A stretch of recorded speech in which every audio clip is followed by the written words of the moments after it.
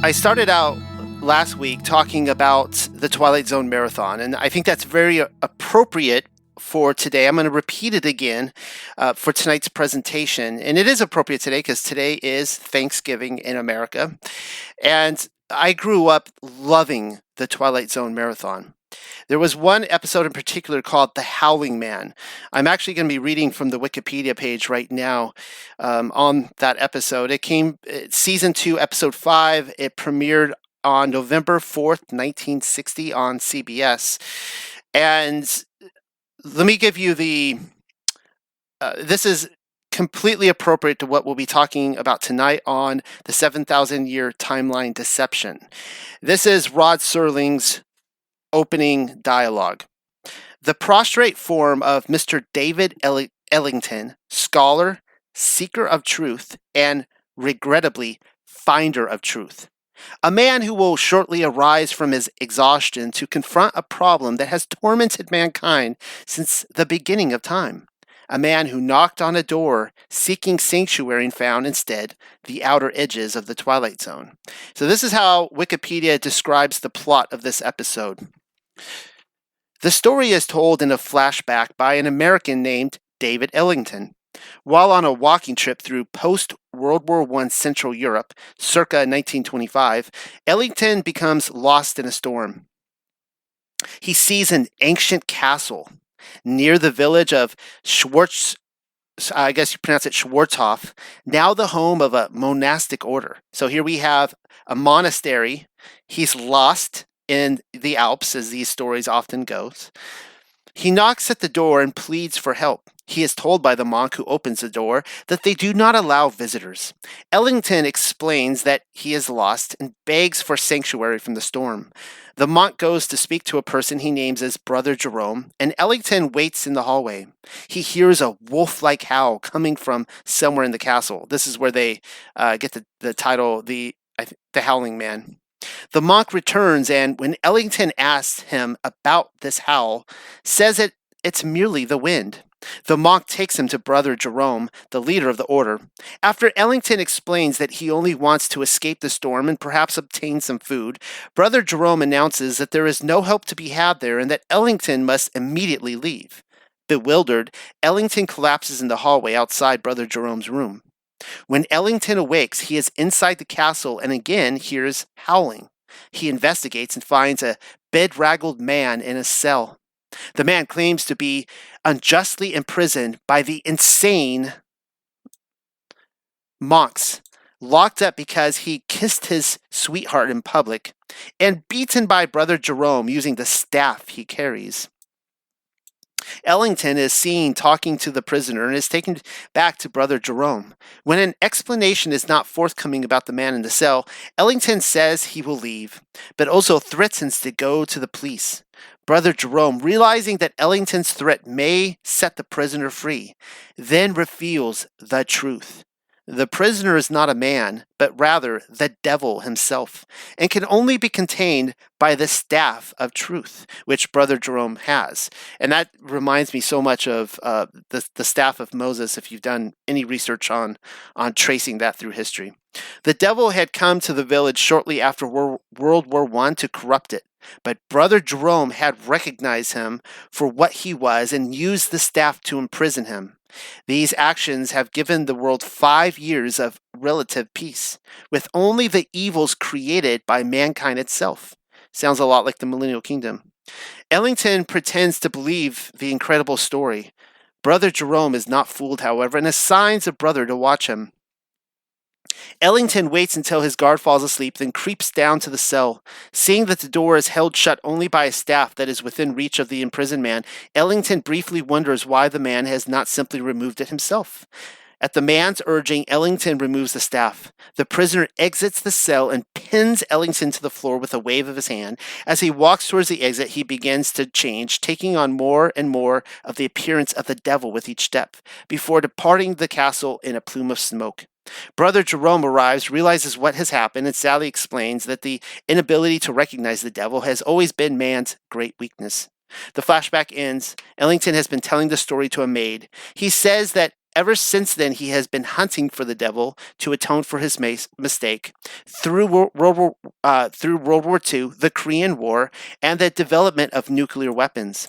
He has finally succeeded.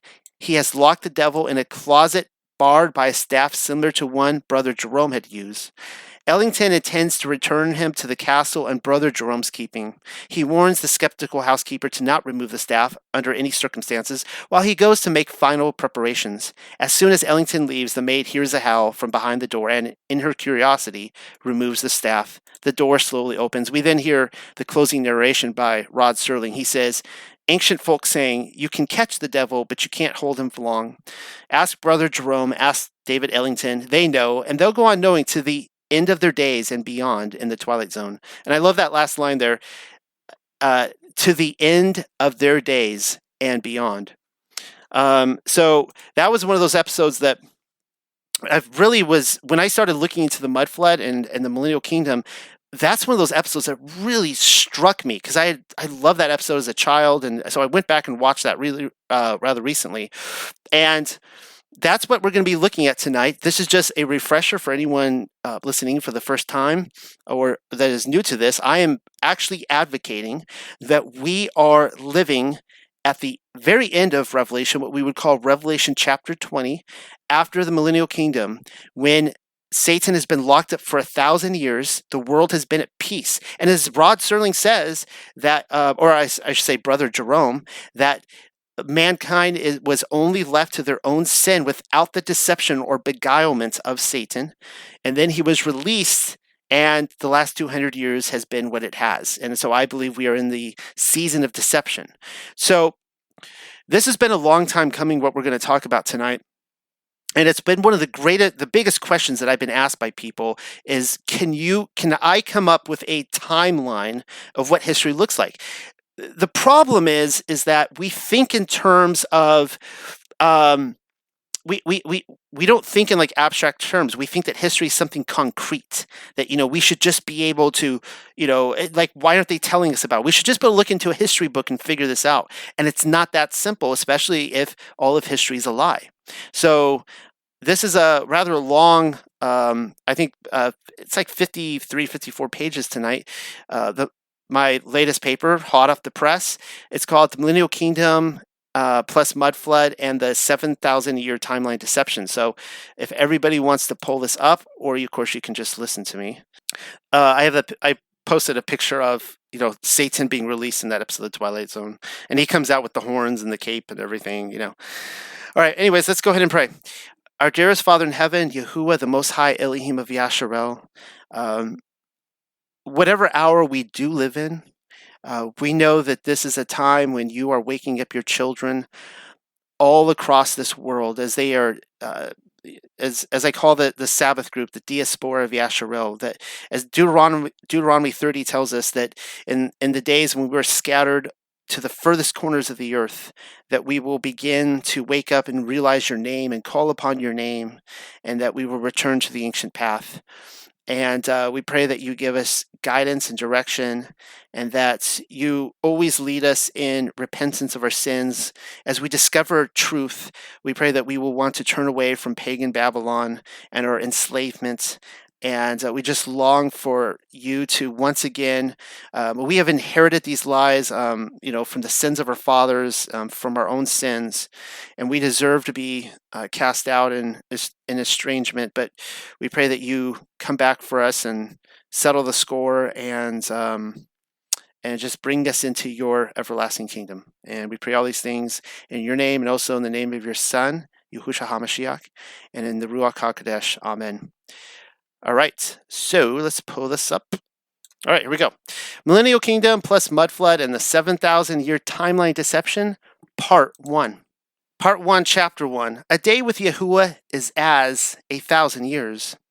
History, as you well know by now, is not so dissimilar from the flat, motionless plane in that both realities have been hidden from us, and for good reason, to hide the Creator, but also his rather recent and active government of shalom upon the earth. I suppose that's why, as the local scribe in these parts, readers keep asking me to put to pen keep asking me to put the pen to paper and come up with a timeline, declaring how things really were. Impossible, I tell you, it can't be done. Benedictine monks and Jesuits, among others, have screwed everything up. Bummer, since we are so conditioned into relying upon their account of things as something solid, like the spinning planet that we supposedly stand upon, that most cannot accept it any other way. Our every notion of reality, our sense of being, particularly our digesting of Scripture, is informed by their penmanship. But that's not what the mud flood declares to us. And that is why I have already misquoted myself in saying that his story has been hidden from us when, in reality, the kingdom of Messiah has been completely scrubbed, erased, and then replaced with the manufactured order of domino-like events. We shall consider ourselves fortunate to comb the once great halls of Tartaria, as they have recently become known to some, and find any surviving residue. Regardless, I am giving the timeline the old college try. Perhaps, if anything, I can massage a few knots, iron out a kink or two, help clarify an otherwise confusing heap of rubble. I'll be seeking Scripture, as always, for clues. But don't keep your hopes up. As you shall soon discover, the scribes are centuries ahead of us on that one too. It's why I'm calling this the 7,000-year timeline deception Part 1, without any blueprint or knowledge of there being a chapter or a Part 2 on the horizon. I'm simply laying the follow-up as a possibility because, really, I haven't the faintest clue when new evidence might come along. You never really know. All I can do is dig into the sandbox and then report for you the picture that is emerging. Here's what I have so far. History as we know it ends abruptly in 70 AD. No, that is not when the Millennial Kingdom of Messiah was ushered in. Give me a few minutes and I shall show you why. It's just that everything afterwards gets wonky. 70 AD is a pivotal marker because Yahusha fulfilled the things he promised he would to that generation. Of course, the people who witnessed those events would have known it to be a very different year. My best guess is anywhere between 5,540 and 5,580. Difficult to tell. Now that I'm thinking about it, though, I'd like to back up the trolley some 40 or 50 years to the year 5,500, because the enemy of Yahuwah, the Most High Elohim of Yasharel, has done a thorough job of convoluting the decades following. Messiah's ascent to heaven. It only makes sense that they would. There were infiltrators in the congregation. Even the disciples, and Yahusha tells us so. Most of you know what I'm talking about. And anyways, if the set apart were removed from the earth in 70 AD, as I have formerly suspected, then who would have remained but the liars? Sure, there would be more coming to the truth in the following centuries, but they would do so only in a darkened age of apostasy, when the dragon was making war against the sainthood. And any search into the Nazarene will prove their stories are not being told to us. You're probably wondering how I managed to gaze back upon 70 AD and come up with the number 5,540. My theory only works if we can agree that his story unfolds in a segment of 7,000 years. There were likely any number of former creations destroyed before our own, but even if so, they were probably all unfolded in calculations of 7, like clockwork. Our first foray into the timeline begins with the creation week, wherein we read the following. This comes from Bereshith, or Genesis chapter 2, verses 1 through 3. Thus the heavens and the earth were finished, and all the host of them. And on the seventh day Elohim ended his work which he had made. And he rested on the seventh day from all his work which he had made. And Elohim blessed the seventh day and sanctified it, because that in it he had rested from all his work which Elohim created and made. What you've just read may be grade school research for my serial readers, but I also happen to manage heaps of headaches whenever I assume everyone's on the same page. Most of you already know where I'm going with this. The number 7 has just been modeled for us during the creation week. Repeated weeks of 7, meaning you count to 6, using your fingers if need be, And then make sure to rest upon the seventh day of the week. Rinse and repeat. In fact, the creation week, as modeled by our Creator, is so important that it happened to make the cut in the Ten Commandments. This is in Shemoth, or Exodus, chapter 20, verses 8 through 11. Remember the day of the Shabbat to keep it holy. 6 days shall you labor and do all your work. But the seventh day is the Sabbath of Yahuwah Elohika. In it you shall not do any work, you, nor your son, nor your daughter, your manservant, nor your maidservant, nor your cattle, nor your stranger that is within your gates. For in 6 days Yahuwah made the heavens and the earth, the sea and all that is in them, and rested the seventh day. Wherefore Yahuwah blessed the day of Sabbath and hallowed it. I made the decision to highlight the entire passage while marking only remember in red. Ironic. Yahuwah did not tell us to remember any other commandment but this one. And yet, of the 10, the fourth commandment is the only one which the Roman Catholic Church, Orthodoxy, and Christianity has either forgotten, snubbed, or altogether redefined. Not a coincidence. Somewhere on this flat, motionless plane, a dispensationalist is preparing his rebuttal by claiming he isn't expected to keep Sabbath on the appointed Sabbath day as Yahuwah commands us because Jesus is his Sabbath rest. If this is you, then do tell how you manage not only to never sleep, but to completely avoid bread and water, seeing as how Jesus also happens to be both of those things. Really, I'm impressed. Also, you might want to read the command again. It says that your servants, as well as your cattle, not forgetting the stranger in your gate, is commanded to rest on the seventh day as well. Notice how it never qualifies believers or non-believers. Even the goyim are expected to obey. All at the same time, too, not when they feel like getting around to it. The master of the house simply tells everybody, "It is the seventh day of the week. There shall be no work under my roof and within my gates." It's that simple. How is it that your animals rest in Jesus again? Look at us. We're already off track. The dispensationalists often like to show up to disrupt and ultimately handicap a perfectly straightforward narrative. No wonder why so many of them have demoted the Millennial Kingdom of Messiah to something metaphorical, like the rest in Jesus. Let's get back to it then, because the cycle of 7 we read about in days is also attributed to years. So this comes from Leviticus chapter 25, 1 through 4. And Yahuwah spoke unto Moshe in Mount Sinai, saying, Speak unto the children of Yasharel, and say unto them, When ye come into the land which I give you, then shall the land keep a Shabbat until Yahuwah. 6 years you shall grow your field, and 6 years you shall prune your vineyard, and gather in the fruit thereof.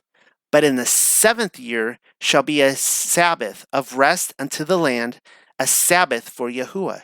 You shall neither sow your field, nor prune your vineyard.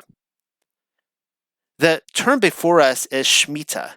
A Shemitah year comes every 7 years, wherein the land is expected to rest. 7 counts of 7 years adds up to 49 years. The 50th year makes one Jubilee, which is also sometimes referred to as a super Shemitah year. Actually, the number 7 is the root word for week. 7 in Hebrew is Shiva, whereas week is Shavuah, meaning 7th. Even Pentecost, the Feast of Weeks, is Shavuot, which is calculated on the calendar using 7 weeks of 7. The closeness between Sabbath and Shavuot is no coincidence, as Sabbath is the completion of 7. Well, wouldn't you know that the creation week also affirms for us that his story is told in a millennium count of 7. It is the writer of Psalm 90 who makes that little tidbit known to us. This comes from Psalms 90, verse 4. 1,000 years in your sight are but a yesterday when it is past, and as a watch in the night. The 1,000-year day connection becomes even more enlightened when we come to learn that Psalm 90 is attributed to Moshe, the same author as Bereshith and Exodus and Leviticus. Moshe is essentially telling us You know how I said the present world was created in a week of 7 days and how you're supposed to rest on the seventh? Now think in terms of 7 millennia. The writer of Second Kepha tells us the same thing. This comes from Kepha Shini, or Second Peter, chapter 3, verse 8. But, beloved, be not ignorant of this one thing, that one day is with Yahuwah as 1,000 years, and 1,000 years is one day. Just so we're clear, I see no reason as to why the writer of Second Kepha isn't Kepha. I'm simply calling him the writer of to jump ahead of the rebuttals, mainly from those who can demonstrate that the writing styles of First Kepha is nothing like Second Kepha. As a writer, I have my own theory on why that is, but it's yet another distraction that leads us away from the current discussion. The writer of Second Kepha is telling us not to be ignorant of something. Must be important then. The context is various past destructions of the world by way of water, but also a future one via judgment of Elohim, and it continues as follows. Yahuwah is not slack concerning his promise, as some men count slackness, but is long-suffering to us words, not willing that any should perish, but that all should come to repentance. But the day of Yahuwah will come as a thief in the night, in the which the heavens shall pass away with a great noise, and the elements shall melt with fervent heat. The earth also, and the works that are therein, shall be burned up. The writer of Second Kepha has just got done telling us not to be ignorant of the fact that a day is to Yahuwah as 1,000 years, and then he goes on to describe the initiation of that coming day. Whereas Yahuwah enacted judgment by flooding the world in past eons, his strategy had changed to that of heat, fervent heat. Sure, it might be true that he's referring to the arrival of New Jerusalem, that is, after the season of Satan's deception. It would certainly explain why, earlier in chapter 3, he predicts how people will complain of his return being a long time coming. My thought, though, is that he's referring to Messiah ushering in his kingdom via the collapse of Rome. Contrarily, this might be a double prophecy, as heat, not water, is the new preferred method and will meet the earth both times. I realize now that another article is in tall order. That way, the melting of society by way of fervent heat can be exclusively dealt with. What I'm saying is, it already happened. Argue all you want on whether the writer of Second Kepha is the same writer as First Kepha, or which of the two, if any, are in fact the real Kepha, but Kepha's words came true. The elements melted the earth with a fervent heat. Likewise, the works therein were destroyed. Don't believe me? I thought you wouldn't. Why wait for another article? I've got several stacks of them to get with, and my mind is sometimes fickle. Let's pause everything and deal with it then. All right, so hopefully everyone's following along in the PDF I presented, because if you're not, you're going to miss out. I decided to make this one a picture book. Hosap Castle in Turkey, melted. I know the provided photo doesn't give you the best glimpse of the structure, but I couldn't help it. I like snow. Let's go further in, shall we? 2 more photos of Hosap Castle, but from separate angles. You'll undoubtedly notice the glob of rock, a bit of a contrast to the remaining structure, no? We are expected to believe they built their castle on top of this rock, but then look how unpolished it is when compared with the rest. Even more importantly, the rock doesn't support the terrain. The surrounding hills are soft and smooth, whereas the foundation of Hosep Castle looks alien. Correction, it appears melted more than anything else. A fervent heat did that. Only a section of the structure survived. Where are we now? Don't tell me you fail to recognize the city of Petra in Jordan when we're gazing upon it. It's melted. I'm as surprised as you are. I visited Petra back in the day and never would have imagined. You will tell me they simply carved the city out of a rock. Or, oh, did they?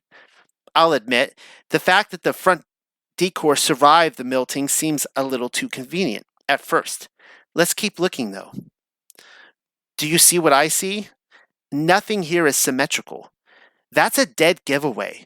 Its columns were completed at one time, but then glossed over with a fresh coating of glop via fervent heat. Look to the left and to the right of the columns and then underneath. They're melted. Are you ready for more? I've put in 3 more pictures here. Melted, melted, melted. They are, of course, melted cities across the entirety of our motionless plain. Destinations in Turkey and in Jordan are just 2 of them.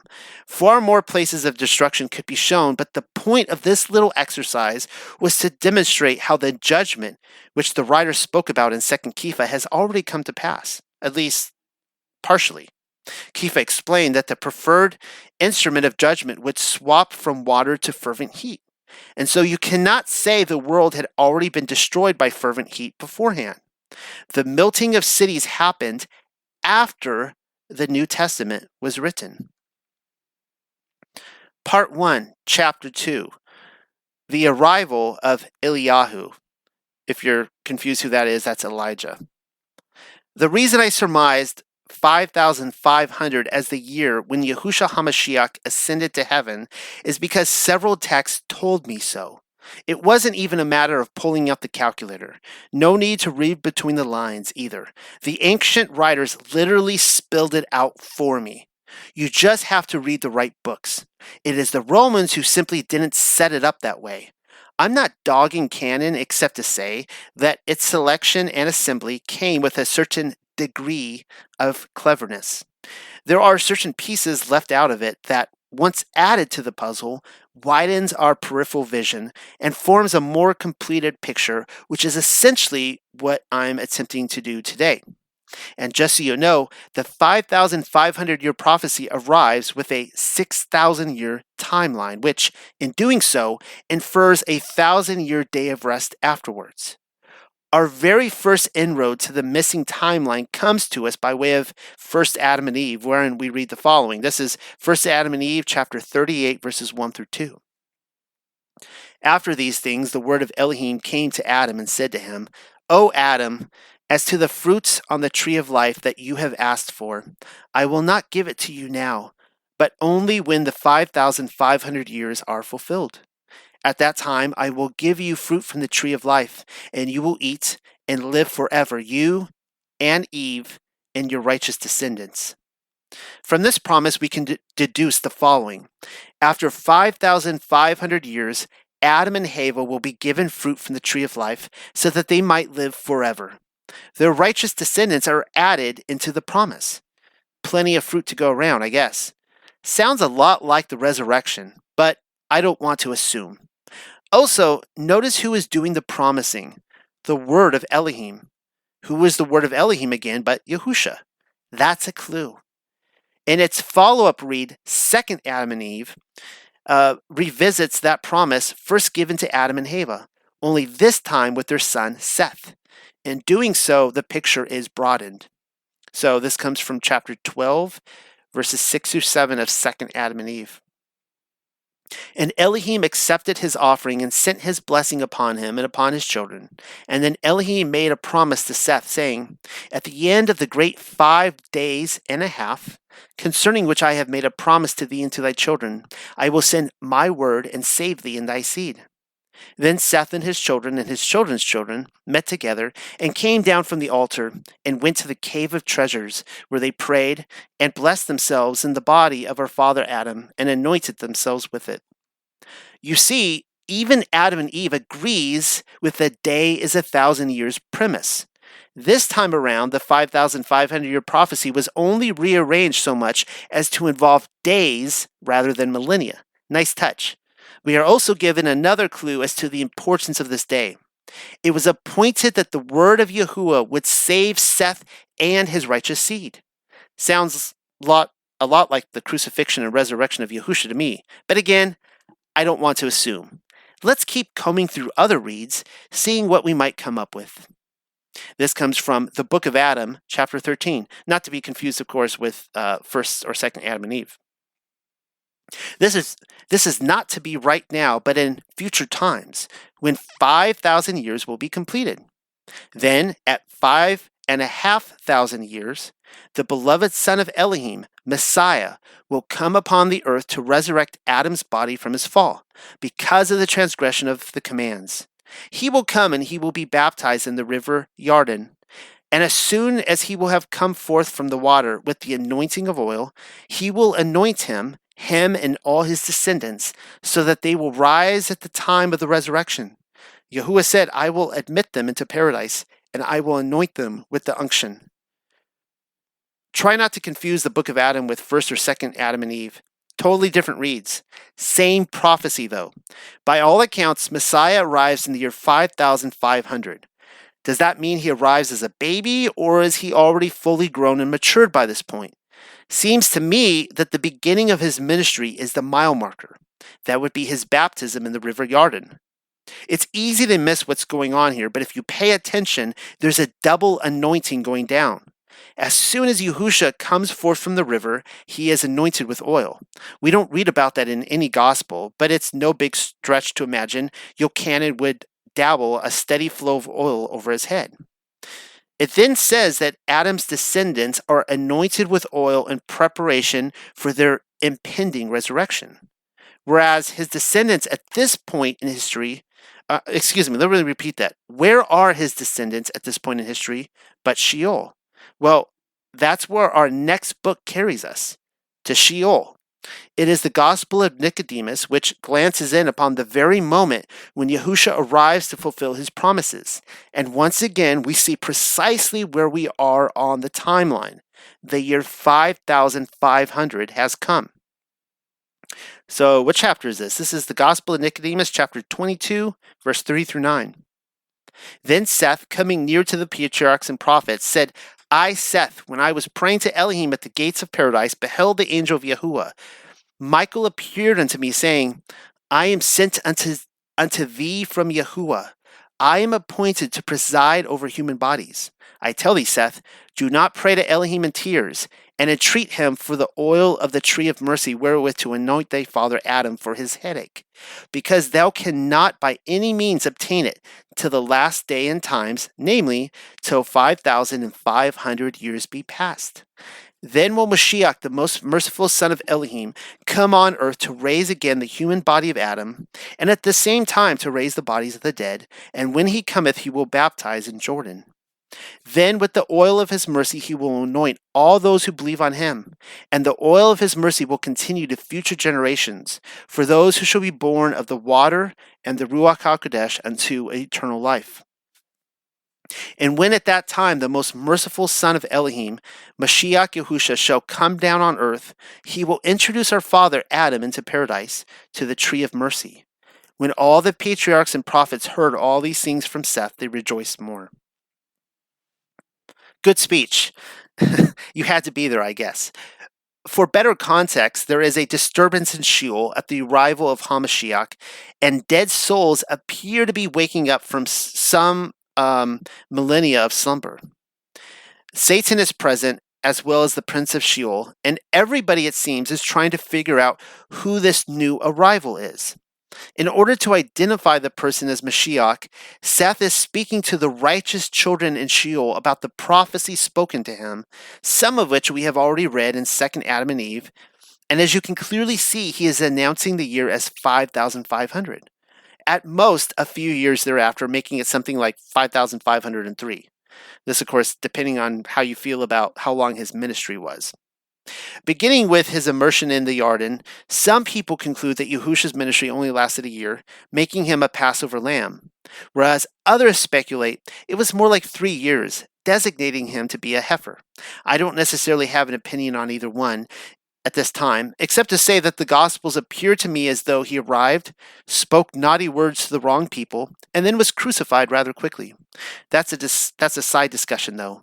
Where we are on the timeline is established. The year is 5500, or the whereabouts. And so this is where it starts to get interesting. What happens in the year 6000? You'd like to know, wouldn't you? It's a good thing that we are told what happens in the year 6000 in the Gospel of Bartholomew. Same scene as what we have just read in Nicodemus too. Satan and the prince of Sheol are still debating as to the identity of Yahusha, wherein we read. So this is the Gospel of Bartholomew, chapter 1, verses 16 through 17.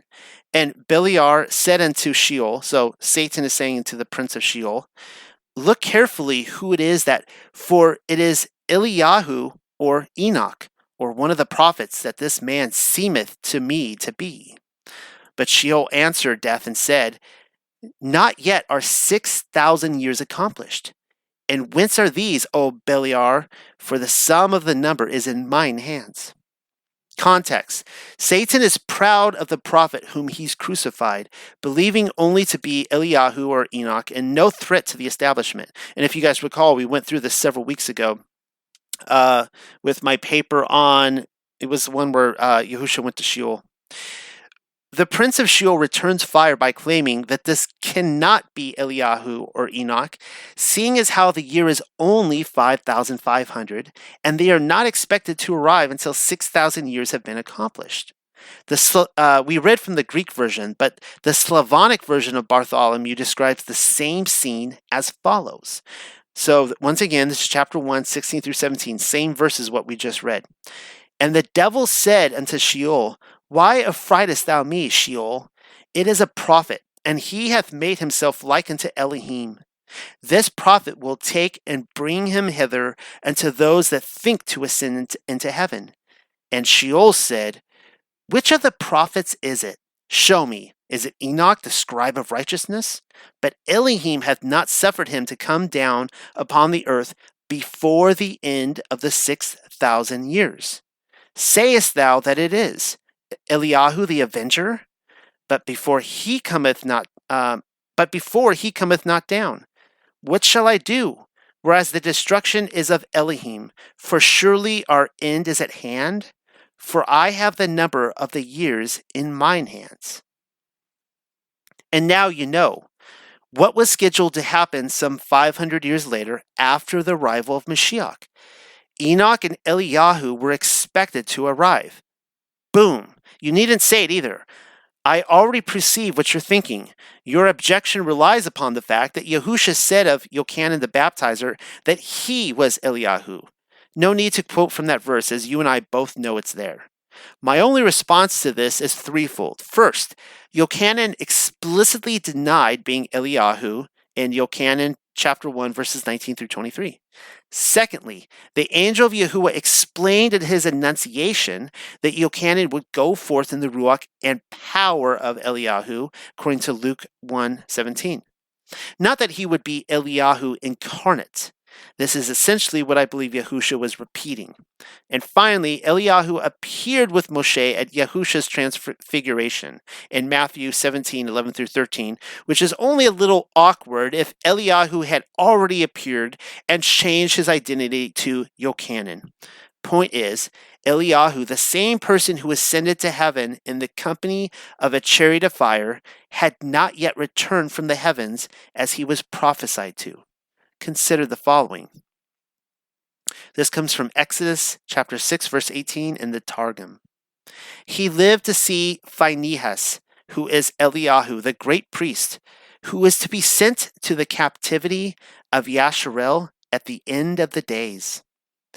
The end of the days quip informs us that Eliyahu would arrive towards the end of the 7-day week, which is exactly what we have already read in Bartholomew. 6 days would need completed. The 7th, as we all know, is the day of rest, or rather 1,000 years of Sabbath. We are even told of his mission. He would be sent to the captivity of Yasharel. Just so we're clear, those aren't the Yahudim. Yahusha likewise told us he'd come for the lost sheep of Yasharel. That's referring to the people tossed out of the land and scattered to the furthest corners of the earth for their sins. To help clarify, here's another one.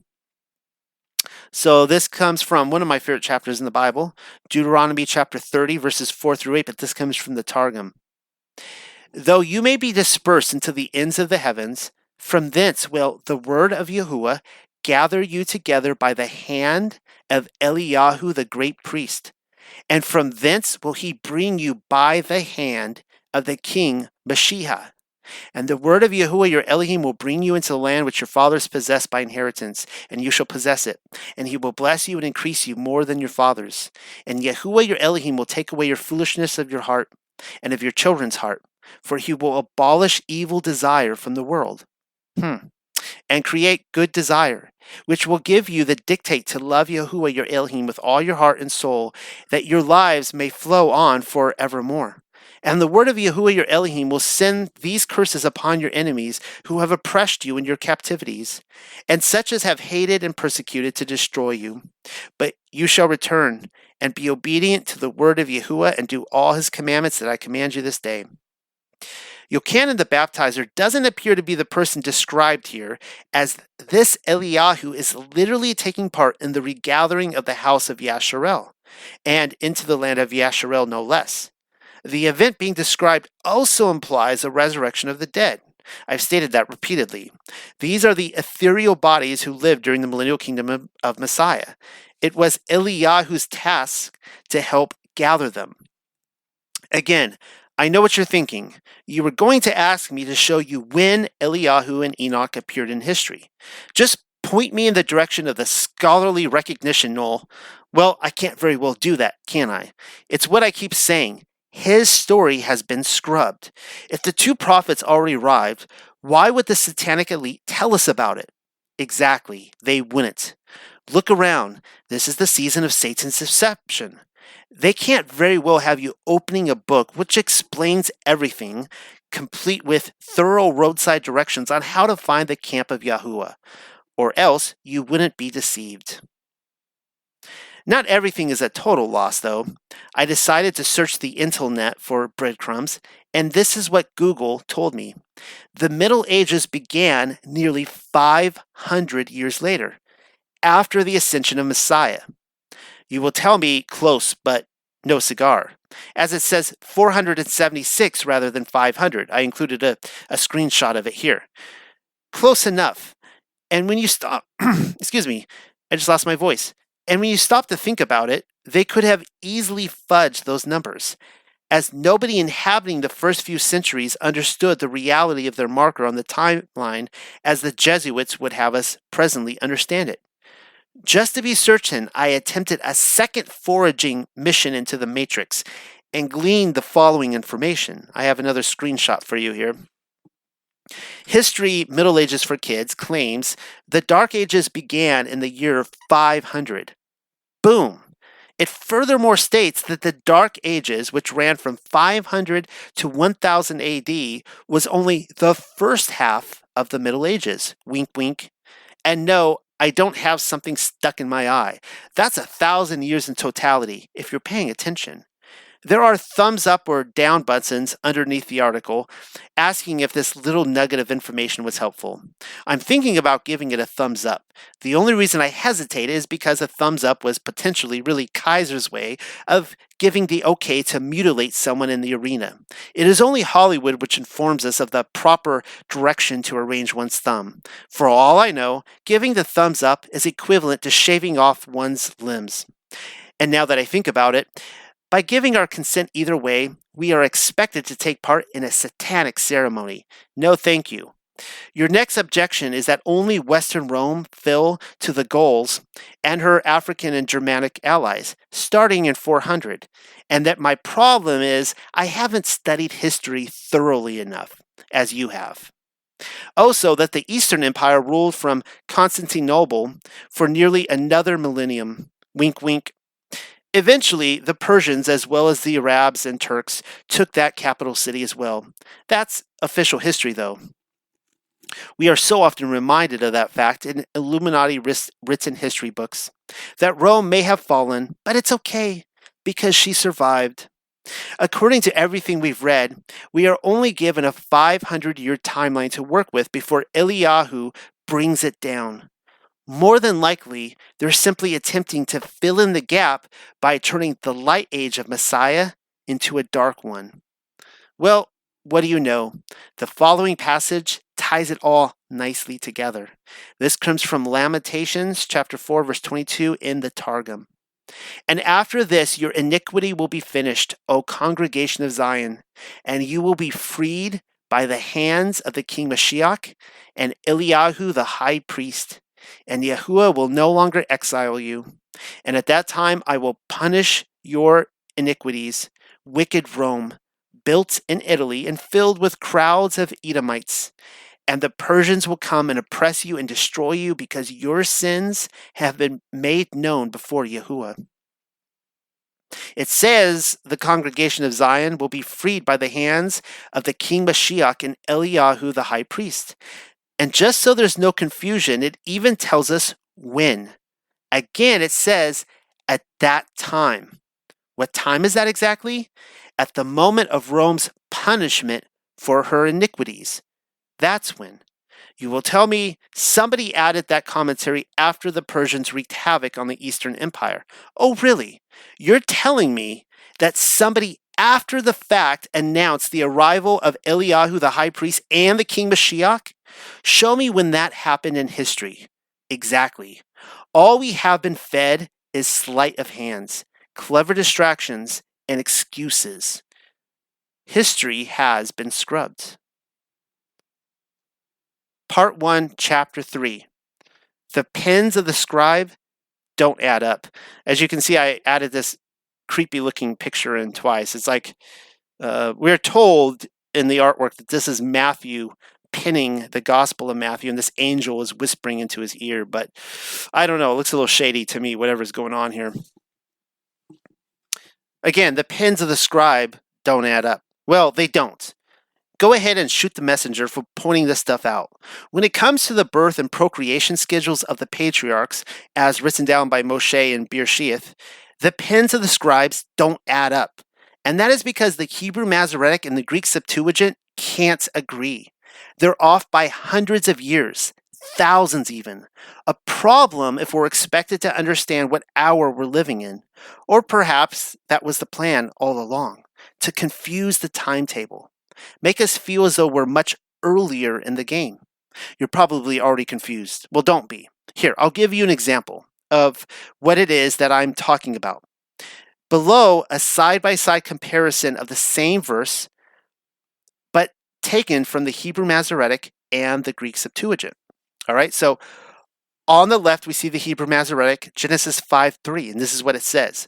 And Adam lived 130 years and begat a son in his own likeness, after his image, and called his name Seth.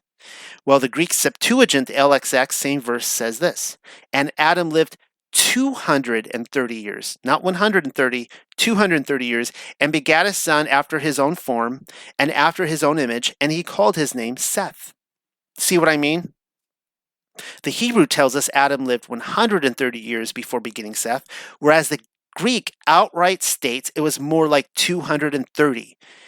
Given your preference, that's 100 years added to or subtracted from the timetable right there.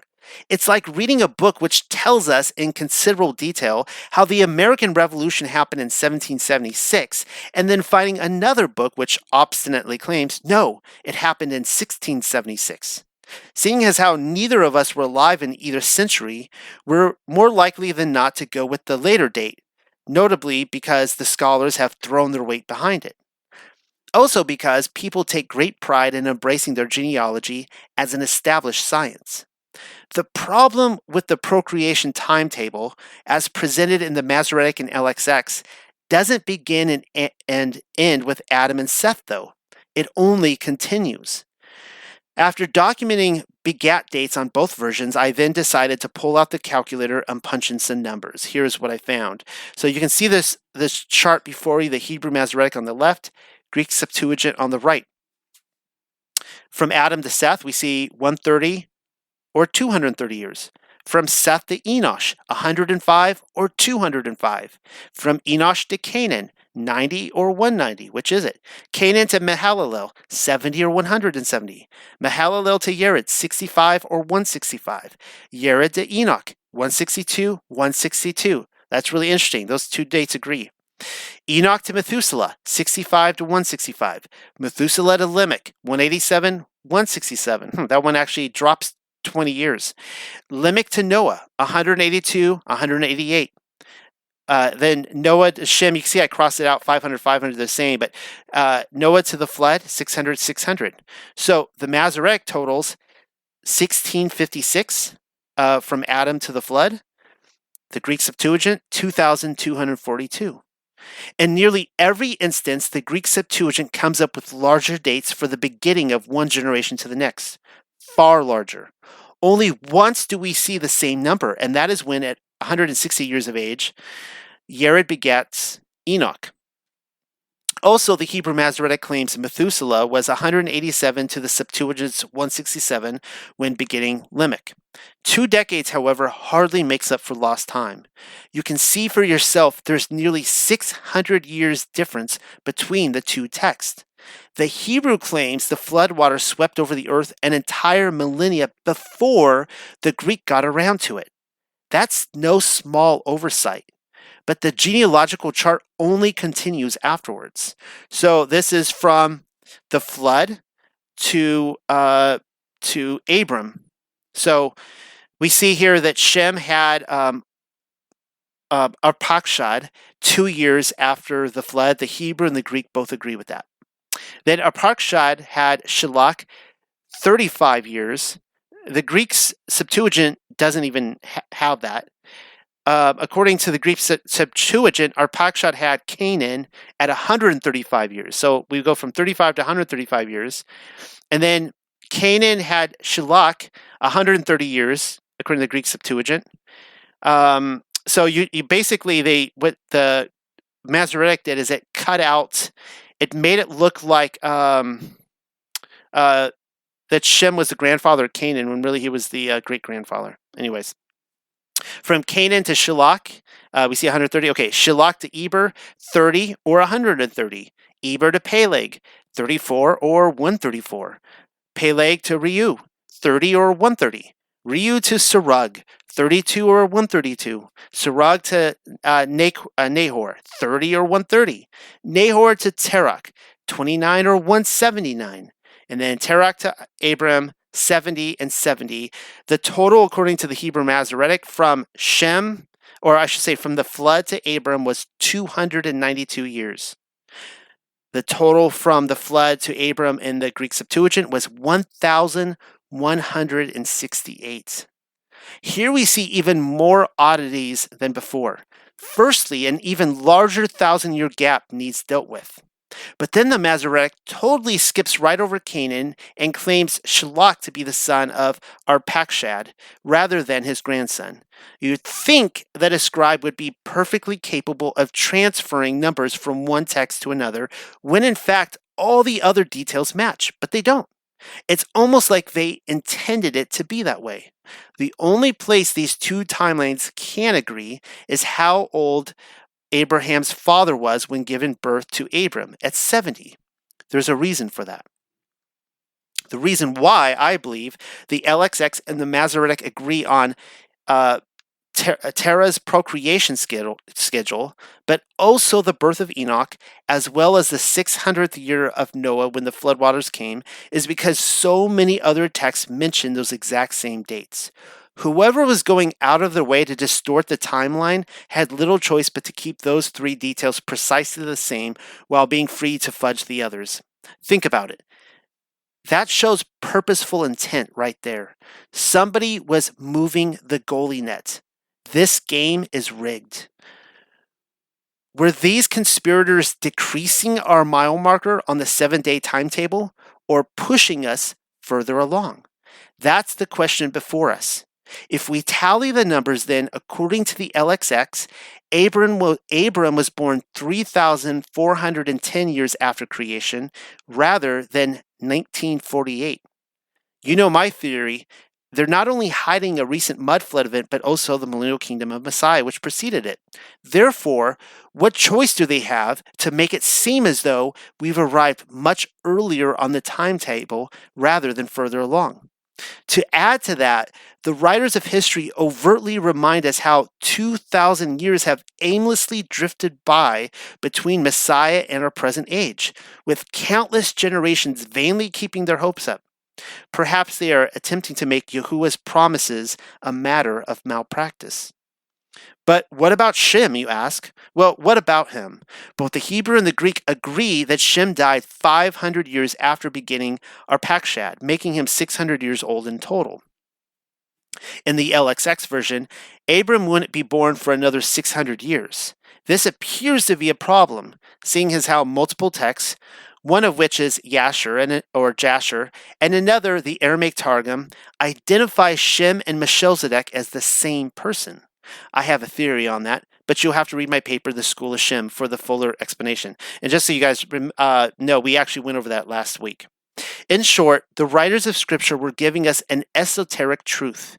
You see, soon after the flood account, Shem disappears from the narrative. We don't see him again until a name change is given. Shem becoming Melchizedek is perhaps not so dissimilar from Enoch becoming the angel Metatron. Meanwhile, the school of Shem was strategically positioned upon the mountain of worship, which is the same thing as saying the doorway to paradise. Melchizedek had access to both worlds until the school itself is finally taken up. You will tell me that's fantastical storytelling, but so is the new Jerusalem coming down. We've been duped into believing the spiritual world is mundane. I'm here to say that the day-to-day realities of the ancient realm were often very different than our own. In fact, the truth of our realm is polar opposite from what we've been told, and I'm sticking to it. If anything, this mudflood research is proving that fact. And anyways, academic literature agrees with the timeline as given to us in the LXX. As a closer to the Gospel of Nicodemus, Pontius Pilate privately inquires of the Yahudim concerning the identity of Yahusha, and this is what he's told. And it is our custom annually to open this holy book before an assembly and to search there for the counsel of Elohim. And we have found in the first of the 70 books where Michael the archangel is speaking to the third son of Adam, the first man, an account that after 5,500 years, Mashiach, the most beloved son of Elohim, was come to on earth. Pause. When the Yahudim speak of the 70 books, that's the same thing as saying the Greek Septuagint. I didn't mention this earlier, but the name Septuagint derives from the Latin Septuaginta and simply means 70. It's why I keep using the Roman numerals LXX to describe it. They're sourcing their material. Only problem is, I can't find anywhere in the first of the 70 books, or any of the Septuagint for that matter, where the Archangel Michael tells Adam's third son that the son of Elohim would come to earth after 5,500 years. The third son of Adam is Seth, as you well know by now, and I've already sourced one such passage in 2nd Adam and Eve. Continuing. All right, so this is continuing from the Gospel of Nicodemus, chapter 22. And we further considered that perhaps he was the very Elohim of Yasharel who spoke to Moshe. Thou shalt make the ark of the testimony 2 cubits and a half shall be the length thereof, and 1 cubit and a half the breadth thereof, and 1 cubit and a half the height thereof. But these 5 cubits and half for the building of the ark of the Old Testament, we perceived and knew that in 5,000 years and a half, 1,000 years, Yahushua Mashiach was to come in the ark or tabernacle of a body. And so our scriptures testify that he is the son of Elohim and Adonai and king of Yasharel. And because after his suffering our chief priests were surprised at the signs which were wrought by his means, we opened that book to search all the generations down to the generation of Joseph and Miriam, the mother of Yahusha, supposing him to be the seed of David. And we found the accounts of the creation, and at what time he made the heaven and the earth and the first man Adam, and that from thence to the flood were 2,212 years. And from the flood to Abraham 912, and from Abraham to Moshe 430, and from Moshe to David the king 510, and from David to the Babylonish captivity 500 years, and from the Babylonish captivity to the incarnation of Mashiach 400 years, the sum of all which amounts to 5,000 half 1,000. And so it appears that Yahusha, whom we crucified, is Yahusha Mashiach, the son of Elohim, and true and almighty Elohim. Amen. So it was only after his crucifixion that the Yahudim figured it out, that Yahusha was indeed the son of Elohim. If you've ever read Nicodemus in full, then you may have observed that Satan didn't figure it out either until after he was brought down to Sheol. Seth knew, the patriarchs knew, even the prince of Sheol knew, just not Satan. Comparatively, it's never stated but explicitly implied that the temple rulers were mouthpieces of the accuser. That's why they were incapable of connecting the dots until he came to his senses. But then it was too late. All they could attempt to do is cover it up. I decided to pull out the calculator, and once again, the numbers don't add up quite right. 2,212 plus 912 plus 430 plus 510 plus 500 plus 400 doesn't add up to 5,500. I'm only counting 4,964. They're off by 536 years. What gives?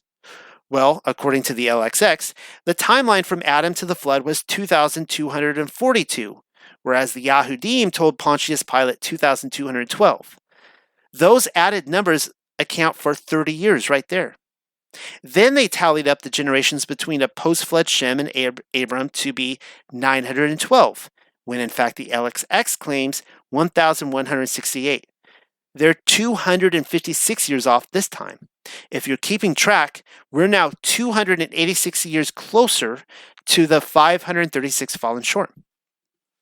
I didn't chart out the following generations from Abram onward, but the inconsistencies already shown may in fact inform us of what is happening. Either scribes later scrambled the numbers here presented, or the writer of Nicodemus had a comparatively different timeline to work with. Probably both. Somebody will protest and claim the writers of these books put their faith in the wrong source material. If their theology spoiled, particularly as the 5,500 timeline is concerned, it's because the Hebrew Masoretic is accurate, while the Septuagint was misrepresented from its conception. Sure, it's possible. I mean, that is one option. I'll gladly own it if shown to be true.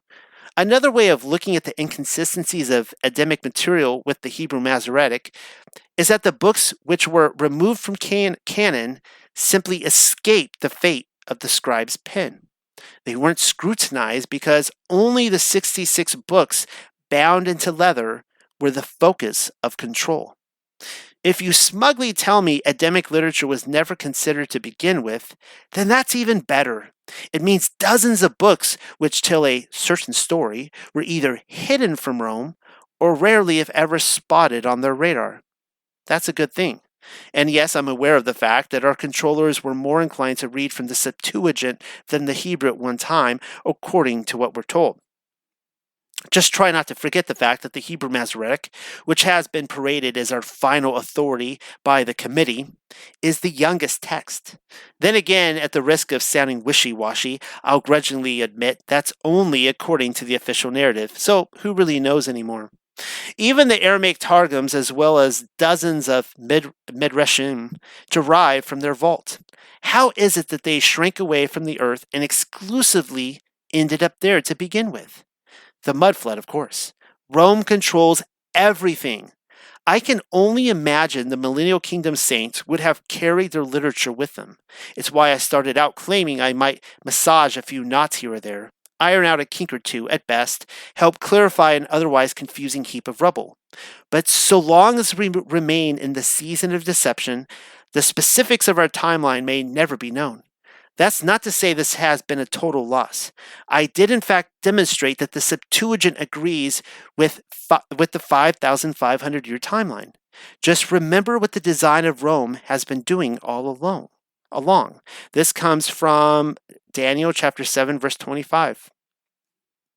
And he shall speak some great words against El Elyon, and shall wear out the saints of El Elyon, and think to change times and laws. And they shall be given into his hand until a period of time and times, and the dividing of time. Postscript. It was late at night, and I couldn't sleep, and so simply decided to sit up in bed, giving The Cave of Treasures a thoughtful read. See what I might find. Not that I was looking for anything specific. I mostly just sat there flipping through pages. Still found something, though. It was one of those well moments. The cave tallies dates, and the numbers point to a familiar event. Here we find 2,262 years for the year of Noah's flood, with another 1,015 years between that and the birth of Abraham. Close again to the 2,242 and 1168 required by the LXX, but off by a few years. No biggie. We should only expect by now that no two scribes can agree, as it all serves a purpose. Anyways, fast forward through the centuries and we come upon this little nugget. Know, O my brother readers, that from the beginning of the creation of Adam to Alexander was 5,180 years. It then adds From Alexander to our Adonai was 303. The Alexander being spoken of is Alexander the Great. You probably knew that already, but I can never be too certain. Why assume? Anyways, add up those dates and we come to 5,483. That's the year of Yahusha's birth, mind you. It means, as a 30-year-old adult entering the ministry, the year would have been something more like 5,513. Part 1, Chapter 4. This is where I get really excited. 10 weeks of Enoch. You should know that the hair upon my head is grayer than it was a day or two, getting whiter by the moment, it seems. This was very, very stressful pulling all these numbers out and finding them and tracking them down. The apocalypse of weeks, as found in the 91st and 93rd chapters of 1st Enoch, will do that to a man. Indeed, we save the hardest for last. I'm still befuddled by it all, and that's even after ruminating upon its content for years. I'd like to think I'm a little wiser for the effort, though. If you've managed to read from the very beginning and make it this far, then hopefully you are too. From what I can tell, it seems like just about everyone is puzzled by Enoch's 10-week prophetic calendar, or at the very least, they should admit being. The first 6 weeks of Enoch's timeline are decipherable enough. The dates don't add up quite right to what were given in the Hebrew Masoretic and Septuagint, but we'll get to that momentarily.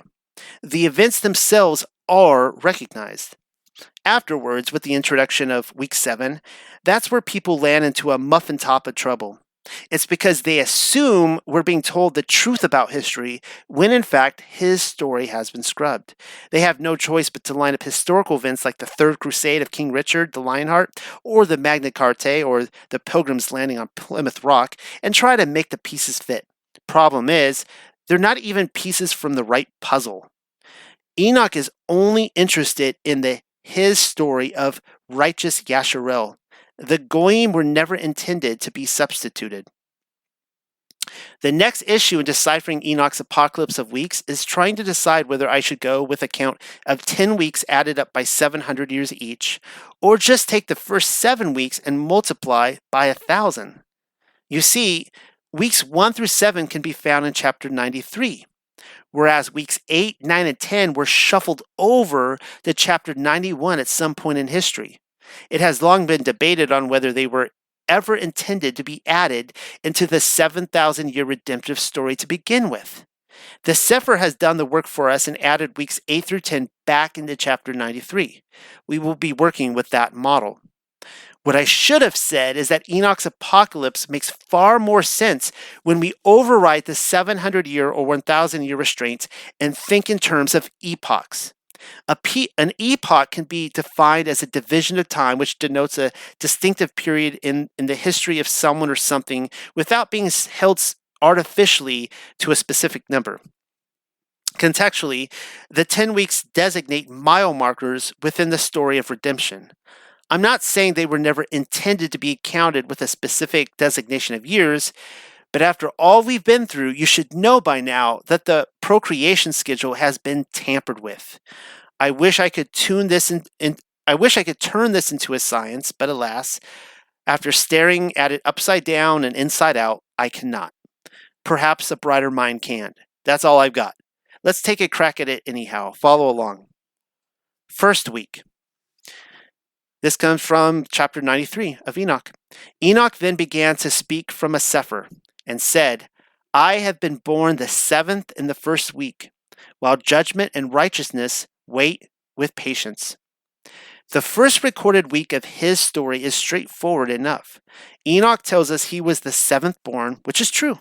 According to all timelines, Adam was his 4th great-grandfather. Furthermore, the Hebrew Masoretic has him being born 622 years after creation, or the 7th century of the first week. That certainly gives credence to the 700-year week theory. Starting out, at least. Contrarily, the LXX introduces the birth of Enoch 1,122 years after creation, telling us he doesn't even stick the landing in the 1,000-year week theory. Let's keep reading, though. Second week.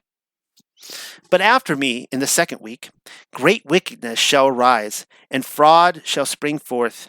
In that week, the end of the first shall take place, in which man will be saved. But when it is completed, iniquity shall grow up, and he shall execute the decree upon sinners. Enoch is describing the end of the world, at least the one everyone had grown accustomed to in the first week of creation. The decree being executed is the flood of Noah. Everyone seems to agree on that.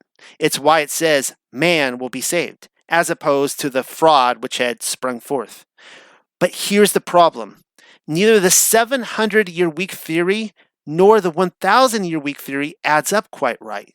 And it's only the second week. Bummer. The Masoretic claims the flood happened 1,656 years after creation, pitting it 256 years beyond the close of the second week, whereas the Septuagint claims 2,242. Again, 242 years too late. In both cases, the floodwaters would rise in the opening centuries of the third week. But that's not what is being described. This should tell us that the pressing issue is jumbled dates and not Enoch. It's why I've said that this will only make sense to us with what we've inherited if we think in epochs. Edit. The Book of Jubilees doesn't always manage to stick the landing, but it does this time around. We are told the following. This comes from Jubilees chapter 5, 22 through 23. And Noah made the ark in all respects as he commanded him. In the 27th Jubilee of years, in the 5th week, in the 5th year, on the new moon of the 1st month. And he entered in the 6th year thereof, in the 2nd month, on the new moon of the 2nd month, till the 16th. And he entered in all that we brought to him into the ark, and Yahuwah closed it from without on the 7th evening. The 27th Jubilee of years, taking into account the 5th week of the 5th year, brings us up to 1,307, some 3 centuries earlier than what the Masoretic claims. Noah then entered the ark the following year, 1,308.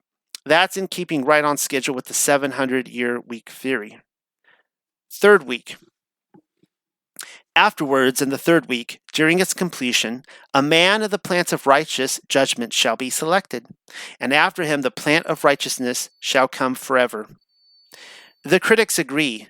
Abraham and Yaakov are being talked about here. Abraham was the man of the plant of righteous judgment, and as we all know, Yaakov became Yasharel, designating him the plant of righteousness, which came after. If we're dealing with the Masoretic timeline, then we're looking at the years 1400 through 2100 for the arrival of Abraham. By my math, Abram was born in the year 1948. Interesting numbers. Yitzhak was born 100 years after Abraham, with Yaakov arriving in another 60, taking us up to 2108. That's not a perfect fit, but it's mostly there. Even if the 700-year week theory is correct, we're once again reminded that the dates have been tinkered with. Contrarily, if dealing with the Septuagint timeline, then we're looking at the years 2000 through 3000. Abram was born 3,410 years after creation, and so already we're way off the mark. Hopefully that's not confusing for everyone. Trust me, this was I was pulling my hair out trying to pull all this together. The 4th and 5th week. Subsequently, in the 4th week, during its completion, the visions of the holy and righteous shall be seen. The order of generation after generation, and a habitation shall be made for them. Then, in the 5th week, during its completion, the house of glory and of dominion shall be erected forever. We've entered the epoch wherein Moshe, the law, and the tabernacle are being described, as well as the land of Yasharel. Afterwards, in the 5th week, the house of glory and dominion is erected forever. That's a double meaning. The house of glory probably refers to the line of David. We know the line of David continued forever because Yahusha picked up the scepter. It is that house which is erected forever, because in the following week we shall see the house of dominion burned with fire. You'll have to forgive me for not doing the math on these 2 weeks. The line from Abraham to Moshe and then to David will require far more work than what time I've allotted. Not saying it isn't important, I just haven't cracked open the Masoretic or the LXX to track down the beginning schedule and compare.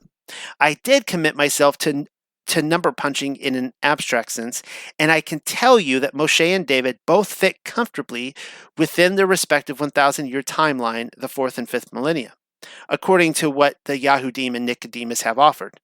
Until further notice, though, you'll have to do the heavy lifting for yourself. 6th week. After that, in the 6th week, all those who are in it shall be darkened. The hearts of all of them shall be forgetful of wisdom, and in it shall a man arise and come forth. And during its completion he shall burn the house of dominion with fire, and all the race of the elect root shall be dispersed. Something I just thought about, I don't know if I wrote in this article, that it says that this man who, well, no, actually I do talk about it, so let's go ahead. This is the important one, the big kahuna of weeks. This is the, oh, it's repeated, all right. The year known to us today as 70 AD is the completion of the 6th week, the last of Enoch's apocalypse, by which we are still capable of finding our bearings. This is really wonky why it did all that. I don't know why it's looking like that. Also why I wasn't too concerned with the 4th and 5th weeks. We know they happened in his story. Anyone who believes scripture to be true as I do won't debate that fact. Then again, Yahushua HaMashiach happened too, which is who is being talked about here. No, the man being described was clearly not Yehuda Maccabees, as Yehuda was not given the heavenly authority to burn down the temple, and he certainly didn't arise to scatter the race of the elect root. Nor does history, or his story for that matter, record those facts. However, if you read my paper on Yahusha's return in 70 AD, then you'll know the son of Elohim was given the authority to do so. The temple was destroyed and the unbelieving Yahudim were scattered. This is really weird. I don't know why this PDF file got all wonky here, so apologies. Wow, okay, this is really crazy. Okay, but let's keep charging ahead. The year known to us today as 70 AD is the completion of the 6th week. If so, then the 1,000-day week theory falls out the window, as Yahusha arrived in the year 5,500, which would only be halfway through the 6th week and not the end of it. And by the way, the 700-day theory still continues on for another 300 to 400 years. This is why I keep saying that we need to think in terms of epochs. Did you notice what Enoch said regarding the destruction of the temple? Oh, excuse me, the burning of the house of dominion with fire. Same thing. He said it would be the conclusion of the 6th week, meaning 70 AD would plant the mile marker into the narrow path when his story passed into the 7th week. While it is true that Yahusha's 5,500-year arrival fits perfectly smack dab within Enoch's 6th week of history, if we're counting by the thousands, we would still have another 500 years to contend with before the week could close out. Therefore, the 1,000-day week theory once again falls out the window. And by the way, I wouldn't smirk if you're a 700-year day theorist, as any straightforward tally accounts for another 300 to 400 years. I don't know why this is being repeated. This is really weird. All right, last paragraph. And now for the 7th week. Are you ready? Because things are about to get crazy. I'm ready as I'll ever be. Everything we've so far read and attempted to piece together leads us to the upcoming epoch in history. It's why they scrambled the numbers, rearranged details, buried books, burned the paperwork, scrubbed things, destroyed entire scenarios, invented new scenarios, planted bastardly kings. All of it was to hide what exactly came next. Also, the PC police are everywhere. Even Microsoft Word is attempting to autocorrect my choice language by stating bastardly kings may be offensive to my reading audience. Well, I'm offended at their suggested offense. I wasn't even happy with the line until Microsoft brought the badge out, and so I've decided to retrieve the highlighter and keep it. I shan't be quieted. Do you hear me? 7th week. Afterwards, in the 7th week, a perverse generation shall arise, abundant shall be its deeds, and all its deeds perverse. During its completion, the righteous shall be selected from the everlasting plant of righteousness, and to them shall be given the sevenfold doctrine of his whole creation. The perverse generation arises after the destruction of Yerushalayim. I think we can all agree that the Roman Catholic Church is being described here. I would argue, though, that the Christians of Antioch had already hijacked the true faith when choosing lawlessness rather than Torah. Yahusha never intended the Torah to be done away with. Ignatius of Antioch, an inheritor of Shaul's congregation no less, was instrumental in paving the road to Rome. But let's not get sidetracked. As I have already shown, it appears as though Eliyahu the prophet may have arrived some 500 years after Messiah, in which case the Roman Empire met its end. When Enoch states, "The righteous shall be selected from the everlasting plant of righteousness," he is referring to the children of Yaakov. Sorry, Catholics and Christians, there is no other everlasting plant of righteousness but Yasharel. At the very least, if people were being selected, it tells me they were grafted in, whether they understood themselves to be a child of Abraham or not, as there are none righteous described by Enoch or any other writer of Scripture, except for those who are set apart by keeping Yahuwah's commands. At any rate, who was doing the selecting but Eliyahu? What this also tells us is that we have an entire prophetic week to work with, wherein the architects of the Holy Roman Empire might be arranged. Personally, I feel as though the historical beginning timeline is just as toyed with as what we've already seen in the Hebrew Masoretic and Greek Septuagint, if not more. What century men like Jerome, Tertullian, or Augustine were truly writing in, if they existed at all, may be completely out of order. If you recall, this explains my missing book theory. Without even getting into the burning of the Library of Alexandria, there are hundreds of missing books from notable authors because they had to be buried.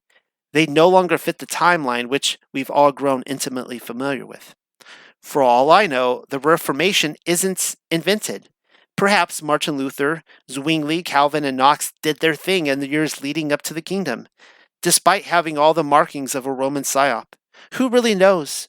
It is quite possible that the rise of Islam and the Crusades, or at least some historical retelling of the Crusades as we know them today, was the very instrument which brought about the wrath of Yahuwah, as it closely fits the Medi-Edom and Yasharel prophecies. There is too much unknown here, but here is one thing I'm feeling more and more confident of. The initiation of the Dark Ages signifies the end of the seventh week and the beginning of the others. There's a clever sleight of hand at work in the book of Enoch. The seventh week ends in chapter 93 without any further mention of weeks 8, 9, and 10. The expressed feeling seems to be one in which the 6,000-year timeline has met its end, and indeed I believe it has. Week 7 transitions into the ushering in of the kingdom. 1,000 years of Sabbath is therefore before us. There most certainly is an 8th, 9th, and 10th week, but they show up 2 chapters earlier in chapter 91. Why is that? Somebody was attempting to confuse the timetable.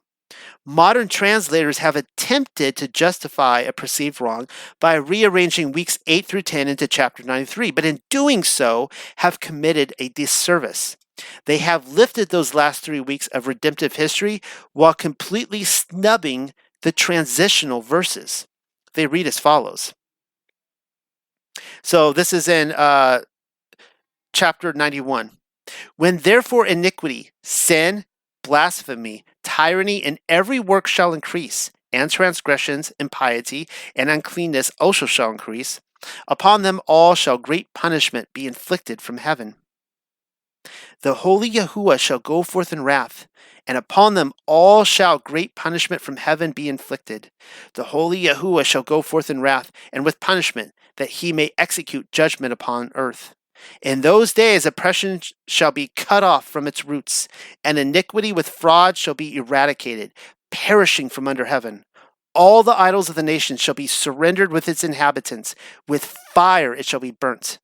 They shall be brought from every part of the earth and be cast into a judgment of fire. They shall perish in wrath and by a judgment overpowering them forever. Righteousness shall be raised up from slumber, and wisdom shall be raised up and conferred upon them. Then shall the roots of iniquity be cut off, sinners perish by the sword, and blasphemers be annihilated everywhere. It is my conclusion that the events being described is a transition between the 7th and 8th week. The righteous have already been selected from the everlasting plan of righteousness. This is the same thing is saying Yasharel has been regathered from the furthest corners of the earth. And what do we see happening? The righteous being raised from slumber is an allusion to the saints who are resurrected in order that they might serve as kings and priests in Messiah's government. For their very first act, they are expected to take part in the judgment of sinners by the sword, as well as to collect all idols from the nations and burn them. It is the line in verse 13, "Then shall the roots of iniquity be cut off, sinners perish by the sword, and blasphemers be annihilated everywhere," that chapter 91 picks up with the 8th week. So let's read from it. The 8th week. "Afterwards there shall be another week, the 8th of righteousness, to which shall be given a sword to execute judgment and justice upon all oppressors. Sinners shall be delivered up into the hands of the righteous, who during its completion shall acquire habitations by the righteousness, and the house of the great king shall be established for celebrations forever." So Enoch chapter 93 verses 13 through 14 in the Sefer. No, he is not pointing to the Crusades when describing the sword of righteousness. That's Roman propaganda. Nor are we peering in upon the pilgrims finding their new habitation in America. Don't be ridiculous. Once again, no, Enoch did not foresee the U.S. Constitution when describing the house of the great king. Let's not even go there. And yet, many to most commentators have little choice but to, because that's what we're told happened in history. But Enoch is not describing Goyim history. He's telling us about his story. Meanwhile, modern translators will rearrange the 8th week into chapter 93, unquestionably in an attempt to hide the verses laid out beforehand, which we read. But that doesn't change the fact that the 8th week and chapter 91, verses 7 through 13, read precisely the same way. What are these habitations that the righteous acquire? Why, the enormously beautiful buildings we see all over the realm. They give witness to the habitations of the resurrected saints. So as you can see here, if you're following along, I've included some pictures of St. Peter's Basilica in Rome, and any number here on the next page. I thought you might enjoy some familiar landmarks to help this conversation along. It was a last-minute decision to make this a picture book, more like a Millennial Kingdom travel brochure. It really is quite incredible to conduct this research before us and then reminisce over my very own memories, walking some of these very halls and gazing up in wonder. Who could have built these things, I'd ask myself, having little choice but to accept the official narrative before me. Wherever I went, there was seemingly always a tour guide or curator present to correct my vision, much as I might read about evolution in a museum. Nothing else makes more sense, though, that the resurrected saints acquired these habitations. And just so we're certain my wires aren't crossed, the 8th week also describes the following. "The house of the great king shall be established for celebrations forever." Supposing you read my paper, Tale of Two Jerusalems, then you will recall the celebrations being referred to as the feast days of Yahuwah. Messiah built himself a house and a temple in the city of Yerushalayim, and everybody was expected to pay homage for Sukkot. Enoch's insistence that the house of the great king shall be established for celebrations forever tells us it's still there. The 9th week. "After this, in the 9th week, shall the judgment of righteousness be revealed to the whole world. Every work of the wicked shall disappear from the whole earth, the world be marked for destruction, and all men shall be on the watch for the path of integrity." Still the Millennial Kingdom. And dear me, please don't attempt to explain how the alliances war against the axis of evil or America's ensuing fight against communism was the judgment of righteousness revealed to the whole world. No, James Bond wasn't fighting for Yahuwah. I'll stop you before you dare to bring up NASA's moon missions or America's response to 9/11. The judgment being revealed to the whole world is the works of the righteous. And who are the righteous again? Yasharel. Enoch's following sentence even explains how every work of the wicked shall disappear from the whole earth. The same judgment which has given measure to the ruling king priests of Messiah's government has proclaimed that the workers of lawlessness receive nothing. I decided to take the red marker to the line where Enoch said, "The world be marked for destruction." Hopefully that didn't enter one ear and escape the other. Call me biased, but I'm inclined to think that's a mud flood reference. The mud flood was a judgment upon those who wanted to benefit from the kingdom without so much as caring to be obedient to Yahuwah's set-apart ways. Therefore, the world was marked for destruction. The dispensationalist debate would have indeed looked stupid and delusional while Yahusha reigned from the capital city. But apparently no matter of logic will stop those guys. We then read how all men shall be on the watch for the path of integrity. Lines up with what I was saying in the Odes of Solomon. The resurrected priests were pleading with mortal men to accept Yahuwah's grace by turning from their sins. Many chose not to. Hence, the reason why the world was marked for destruction. What percentage of humanity were left to their own devices is not made known to us. And anyways, if that's not describing the sinners of the kingdom, then that's most definitely pointing its finger at us. Those who are descended from sinners. It is up to us whether we want to be selected from the everlasting plant of righteousness. The 10th week. And after this, on the 7th day of the 10th week, there shall be an everlasting judgment, which shall be executed upon the watchers.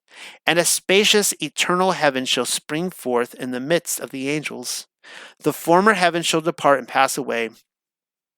A renewed heaven shall appear, and all the celestial powers shine with sevenfold splendor forever. Afterwards, likewise, shall there be many weeks, which shall externally exist in goodness and righteousness. Neither shall sin be named there forever and ever. There we go again with the 7,000 years to a week theory.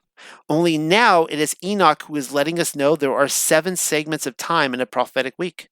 I'm still confused by it though. It's why I'm calling the 7-day segments of time in an epoch and leaving it at that. At any rate, the 7th and final day is when an everlasting judgment is pronounced and executed, particularly upon the watchers. This is the tip-off as to the timing of the release. They were let out with Satan. You already know about Satan's release from the abyss, how he goes about deceiving the entire world. It's all recorded in Revelation 20. Surrounding the camp of Yah is included in the lie.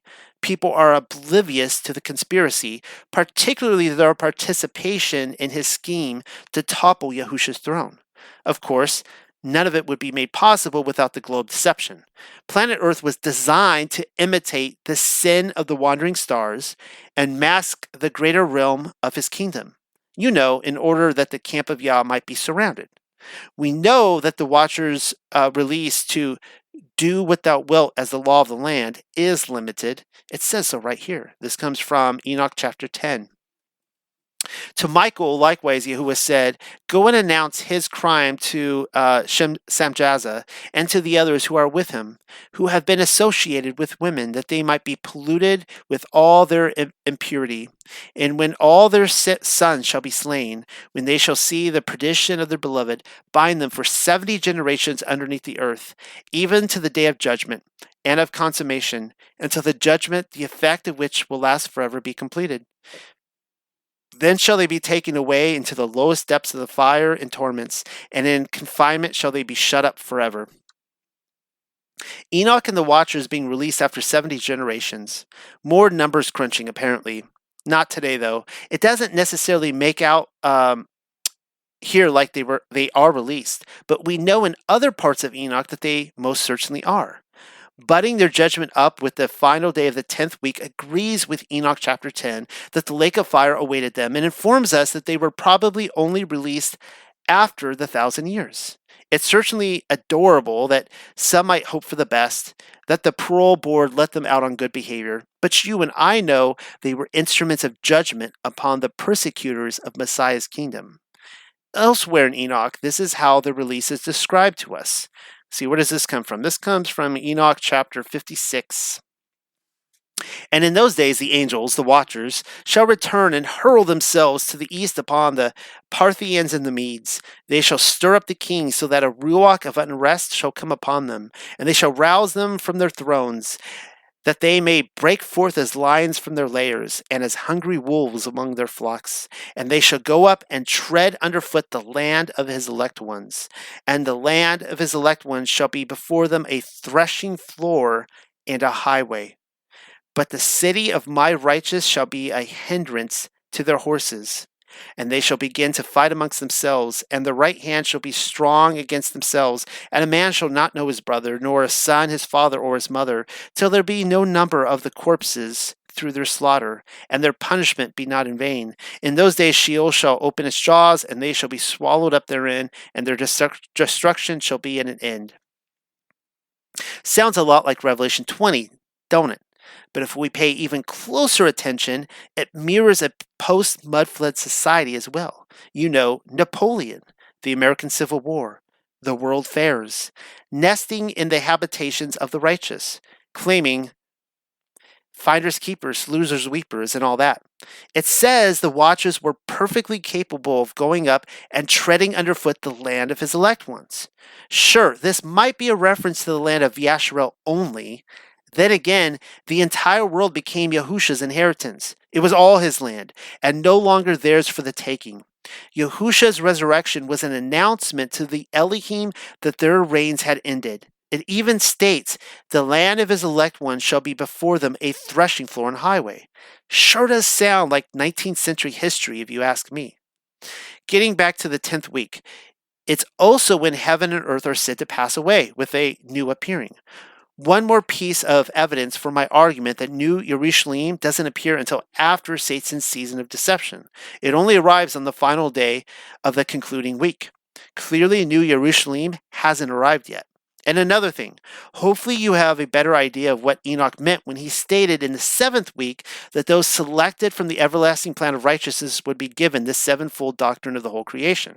It has to do with their resurrection, their glorious apparel, being clothed in the Ruach HaKodesh and all that. We see the same language when Enoch describes all the celestial powers shining with sevenfold splendor forever. The last two lines are the best part. Afterwards, likewise, shall there be many weeks, which shall externally exist in goodness and righteousness. Neither shall sin be named there forever and ever. The destruction of Satan and the watchers at the conclusion of the 10th week is only the cyclic turnover of many more weeks to come. I can't wait. Perhaps there will be new worlds tainted with sin, and we will have an active part in their redemption, but not in our realm. The refreshed clockwork comes with the completed promise that neither shall sin be named there forever and ever. The 7,000-year timeline will be a deception no longer. With that, I'm closing shop for the day. I've been plugging away at this since before the crack of dawn, and actually long before that. The sun is high in the sky, despite it being dark now, and beyond my window the ocean looks inviting. In a minute or two, I'm crossing the beach and going swimming. One final thought, though, before I do. When it comes to this Millennial Kingdom plus Mudflood debate, I'll likely never be the one to drive the final nail in the coffin. I'd like to think, though, that my efforts today added one or two more. And if anything, I hope you at least learned something. I know I did. For now, shalom and adieu and surf's up. All right, guys, so that was... Hopefully there's still people here listening in. I was struggling through some of that. What did you guys think? If that was confusing to anybody, I could hopefully kind of outline my conclusions and what I thought. But hopefully it was straightforward. Great sharing, straightforward. So just in quick review here, if I can sum this whole thing up, it appears to me that Yahusha arrived around the year 5,500. That 40 years thereafter is the destruction of the temple in Jerusalem.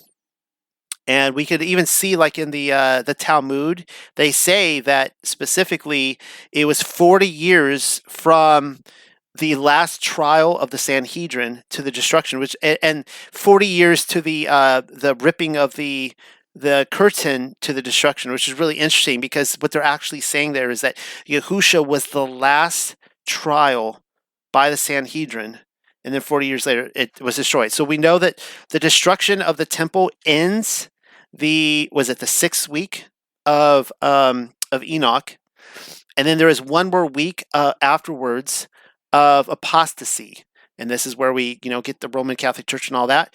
But then at the end of that, we see the Millennial Kingdom ushered in, and this is where people say, well, like all of a sudden, like we're still in, we're still in that week, and it's been like 2,000 years that we're stretching that week out, or that people try different things like that. But it's like no. It seems apparent that with the fall of Rome, like that was it. Like that was the ushering in of the kingdom. That's when I believe Elijah showed up. And here we are afterwards. So does anyone have anything they'd like to add to that or question? No, you laid it out beautifully, backed it up, made it clear. The 5,500 year, it's pretty straightforward. It's like, okay, where's there? It's like there's no debate. So we can say that year is marked 5,500. It's referenced, and from there, it becomes clear because it's again his story as you laid out, and when we use him as the marker, we can see that, as you said, from there 5,500 we have the 7th week, which is the Millennial Kingdom. And again, even to go from 5,500 to 600, as you've have described, once they get a hold of it, they're confused, muddying the waters. But we know as the pattern has been revealed, the 7th week, him coming in, like you said, 5,500, halfway through the 6th week. Then we have the 7th. And the way the story does share, here we are. And being approximately 200 years since of this short season brings us to now. Yeah, somebody just asked, how long is this season? A season, he says a season is 3 months. There was when I was researching this timetable and Enoch's calendar and all that stuff, there was one guy, he wasn't like, there was no funny business with him. He believes that, history is all legitimate. And yeah, there's been 2,000 years since Messiah, but then he was really researching this idea of Satan's deception. And he calculated that he had this whole thing on how it was 200 to 250 years. And I thought, well, that's really interesting because that's exactly about how long it's been since the mud flood, about 200 to 250 years. And I wanted to go back and clarify here because if I could sum this up, if you're paying attention, that there's a bit of a paradox in scriptural history. If you go with the Hebrew Masoretic, which is our Old Testament, there is one timetable presented, and if you go with the Greek LXX, the Septuagint, there is another timetable presented. But even when you find all the extra books that take sides, it's like a civil war. Like there's some books that agree with the Greek Septuagint, there's others with the Masoretic. But even those that agree with the Masoretic, none of them line up right. Like the Book of Jubilees does not line up with the Masoretic. It doesn't. All the dates are skewed and off, and I know you really start to think that this has been tampered with when you start to see the anomalies of specific dates that all agree. Like the Greek LXX and the Masoretic and all the books, Jubilees, Jasher, all of them, all agree that in the 600th year of Noah, the flood started. Well, isn't that interesting? So how is it that they get this one date so right, and then they're purposely scrambling the rest? And that is just telling me that these dates have been tampered with. And for those of you that have been following the group, we started noticing that when we were going through the Aramaic Targum, and Rob would create the spreadsheets where he would show the King James next to the Aramaic Targum, and we would start seeing that, like, with the and the LXX as well, and we would start seeing that all the dates were different, and we're like, well, this is interesting, and we don't really know what to do with that. Okay, let's bring it forward again as a marker. What year do they use in the so-called modern times to, how do we say it, as a marker, as a base? And we can say 1776. So it's funny, you're right. It could be 1676. We wouldn't know a difference. I laughed at that. I was like, so true. But here we are, 1776 as a marker, which would put and then, as we can say, well, when was that? Yeah, that's another good guess, even though we could say since then, again, the times have been fluid, to say the least. But we're again looking at 250, let's say a season, if we're looking at 1,000 years, would be, like you said, a quarter, 250. So we're right in that moment. We're in that hour, as we've been shared. And I like that as a marker. Like you said, there's the 600. We know that. There's this. So again, making sense of the in-between. This is what I'm saying. This is where it gets just muddy. Things get confused. The books tossed in and out in dates, rearranged and mixed up on purpose. But certain markers are there for us to praise Yah. And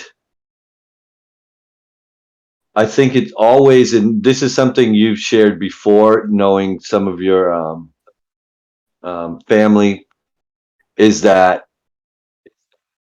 we're in that hour. We all have seemed to be like, okay, the argument, or so to say, is, yeah, but everyone's been saying we're in that end times. We're in that end times. But what's quite interesting is now is like, yeah, but this story, his story, this is what it is. Not some gender thing. His story, Yahushua, Yahuwah. And to go, okay, it's all lining up. It's all, like we say, being put right in front of us to see. It's pretty clear, eh? I agree. And that brings us to New Jerusalem. That's where I'm like, hallelujah. So it seems like Mike, it's straightforward for Mike. I researched all this, so it seems straightforward for me. And I didn't draw charts for everyone, but does a few of you in the chat seem to be a little bit confused by this? Do you guys have any specific questions of how I could clarify and make this more straightforward? Now, keep in mind that it is, as Mike was saying here, that, like, history, we want history to be this concrete thing, like as concrete as a cornerstone on a building, or a tombstone that gives us these dates, and that we could say this person lived in these dates from this date to this date. And unfortunately, with the mudflow research, we can't, because we know that history is invented, or scrubbed, or rewritten, or any number of things. Right, and so that's where people keep getting lost, and then they want to then deny the other part that's being revealed, which is, hey, Millennial Kingdom happened. What is that? What does that have to make a lot of people recognize or come to the truth of? Yahuwah. It seems how many people don't want to come to this truth. I call it foolish pride. Foolish pride, that's the nice part of it. It's this false pride in whatever you're holding on to go, Yeah, dude, it's you and your creator, you and Yahuwah. Why don't you want to just admit that? Because it goes back to number one. It goes back to what he's been sharing with us all along. We don't want to. He's been hidden. That's been the deception, and the way the deception has been played out, we don't want to admit it. And I'm like, you know, it really got me laughing when we realized that's the same thing that happened to Hasatan. And when you're like, okay, do you realize the same pride that's keeping you from recognizing Yahuwah is the same one that Hasatan? That's why lake of fire. So, guys, do you want to play that one out again? It's the same one. You don't want to recognize Yahuwah as the one and only, and that's where we're at. This is what this reveals. Flat Earth, people could say, yeah, but it doesn't show us prove Yahusha. Doesn't bring necessarily shows Yah's hand in handiwork and all this. Okay, what about mud floods? Oh yeah, it just happened. Who did it? What did it? You know, tonight you even shared more clear that yes, Yahusha had a hand in this. Yah had a hand in this, of course, and that as we're sharing here, this is what I don't think people are still holding on to. It's like your narrative has to fall apart. But we weren't sticking our narrative on what the so-called Catholic Church or Christian Church or whatever religion did to us or said before. We're taking it straight to, and this is what his word has revealed, what he's kind of shared to many of us. And thankfully, many of us who have that scriptural background to go, yes, here it is all along, is what's so the wisdom, praise Yah, to for us to recognize this and see it clearly. And so this is where it comes down to. I'm like, okay, guys, you know, when you accept this Millennium Kingdom, what it entails, what it really brings about is you're going to have to recognize once and for all: is Yahusha the Messiah, your Messiah, or not? Yeah, so one thing I want to stress that what I'm not saying, one thing that I'm not saying is that people who disagree with me are not humble or that they're proud. However, and you brought up something, Mike, that reminded me of this, that we did look at one of the and I hinted at it a little bit in this episode in this paper from one of my recent ones that I went over in this group as to why Satan was incapable of recognizing Yahusha as Messiah, and it's because he wasn't humble. He didn't understand humility. He did not. A person who is not humble cannot recognize how Yahuwah the Most High Elohim can work through lowliness and humility. It's you can't, like, even ministries. It's the same way. They can't recognize it. They can't see it. And and so a lot of people, I think, if they're not able to, because this idea that we missed out in the Millennial Kingdom, that it happened and we're much further along than anyone suspected, that can really stab at somebody's pride and their knowledge of the world and their love of knowledge and history and all these kind of things, and realizing that they have to realize, like, they got it all wrong. And that, again, I'm not saying that just because someone disagrees with this that they're proud, but I have observed that many people who are hostile towards this, they seem to be very proud about their own understandings and, not wanting to have to change their views. And even though when you study the mud flood, it is in your face. It is so in your face that this event happened. And this is, similar to that sin of Satan, that they can't, they're going to miss it. They're going to miss this knowledge, just like what we saw with flat Earth and all the other stuff. They're going to miss this because of that pride and unable to, to recognize that, we have to humble ourselves and realize that everything we know about history is wrong. And so far, it's, people come up to me all the time. They're like, "No, you don't understand history like I do. That's your problem. If you just," and then they start, like, quoting to me from official history, like, out of Wikipedia and all that stuff. I'm like, I know I can read that same stuff. Like I get it. Like I know it. I know what it says about the first and second and third crusades, and all the whatever. Like you just go through it, and people just they can't get themselves to that point to recognize that they've been fed lies. They just cannot fathom that. Which goes in beautifully, which, hey guys, where do you think the real Jerusalem is?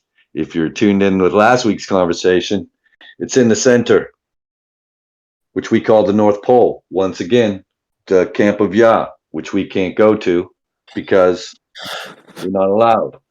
So again, oh, I didn't walk in the Holy Land. Yeah, you actually didn't, man. You're walking on another movie set, maybe, or something. I, I I like how you just said movie set. I'd never that's good. Good material.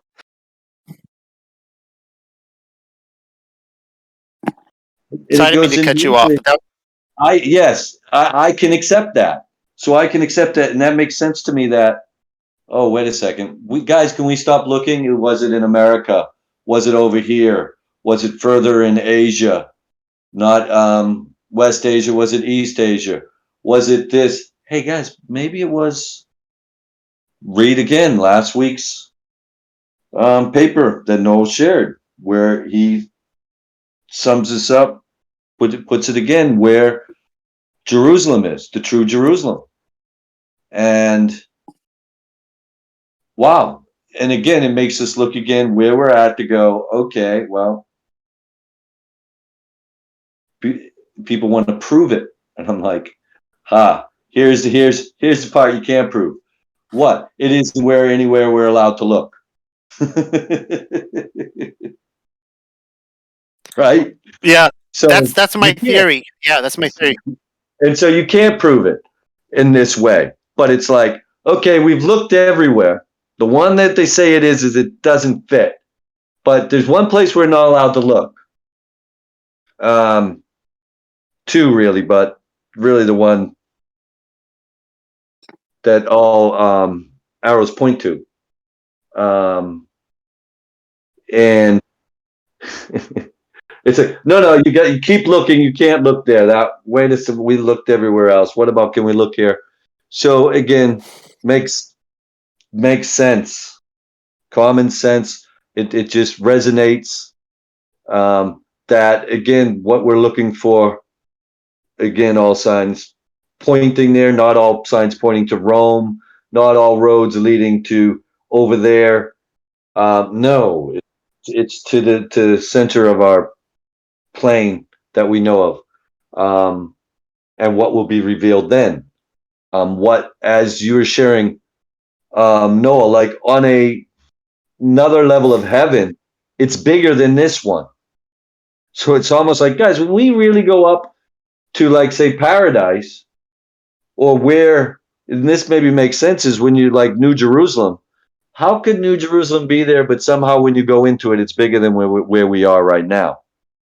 It's a different dimension in a way, different dimensions of, as we can see, spirit, where it just opens up. And this is what I have looked forward to. Sometimes when we think we go to the North Pole, we're going to a smaller place. And I'm like, yeah, how come it seems bigger? I have a question about that. And then, yes, you got to increase your mic if you can, or get closer to it, Rebecca. And Okay. so you see what I'm saying? And it's something you mentioned, Noel, and that describing the other levels of heaven and their dimensions, how big they actually are. So if So- you have all this going on at the North Pole, do you think that the whole thing with the Antarctic is actually a distraction? Like, hey, look over here. Look at all we're doing down here. You can't come here either. To distract away from where the real thing is? Okay, so I think that I'm trying to steer away from saying the North Pole, because I think that there's a true north that may be where we need to kind of look. And so, like, Antarctica is interesting because if in the flat within the flat Earth movement, when it took off, the main theory with Antarctica is that they're hiding the firmament, which I I see no reason why they wouldn't hide that. They would obviously try to hide that. That the idea is that the firmament touches down in Antarctica. Well, there's a really interesting video out here, and if Dave is still in this room, he could always drop it in, showing the moon map. And the guy who's out there really researching the moon map, he's taking measurements and showing like where all the different in Antarctica, it's represented by all these different countries of the world. Don't ask me how many at this moment because I don't know. But Britain, America, France, they're all there, and he actually shows where they're at on the moon map, and it's very. Keep in mind that no one's actually visiting these places, but that's all over the place. Like they really are doing a very good job of confusing us where everything really is. I don't know how else to better explain that. Somebody commented in here a few minutes ago that they call this prison Earth. Wait, let me see if I can find that comment. Who wrote that comment? It was a really good comment. Now I can't find it. Prison Earth. If you sail or fly off the allotted routes, they'll scramble fighter jets and naval ships. Cassius Toyle said that, and that's absolutely true. People have to realize that NASA controls all flight paths. They control all of them. You cannot just veer off a path. And so I think that the North Pole itself may be the location of where Yasharil is, but I don't know if it is. I think that that's even part of how they're throwing us off. It's like they've created layer after layer after layer after layer of lies that as you dig further down and you think you've reached the truth, it's actually not quite the truth. You're not there yet. You got to keep digging and digging and digging. And what Rob just shared in this room, the Vibes of Cosmos video, that's what I'm talking about. And he actually shows how the measurements actually play out on the moon map and how big this realm really is. It's really fascinating. I recommend everybody look at it. I think I actually posted that video on the front page of the Unexpected Cosmology if you scroll down to the bottom, because I thought it was so phenomenal. I wanted everybody to see it.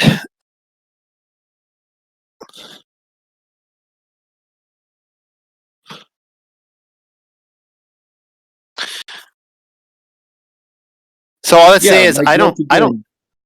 Yeah, we can't. Even what we would say, once again, what we would think would be poles, South Pole, North Pole.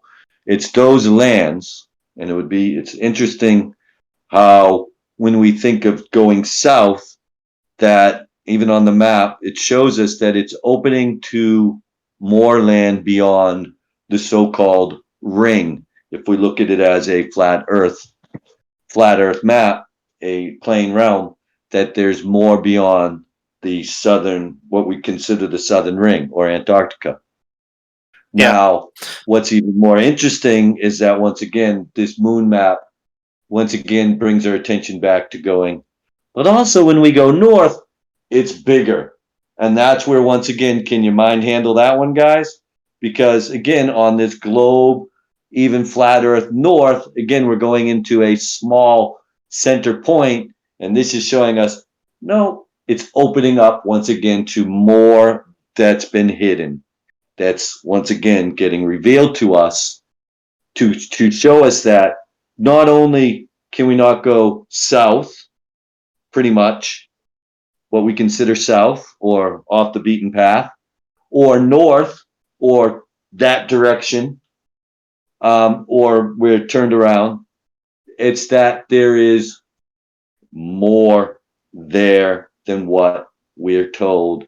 It is not a small circular Arctic circle or Antarctic circle up there. It is greater, as these maps have shown us. And as if we think about it, even in terms of if we want to go the Camp of Yah, that it's still here, it's never left.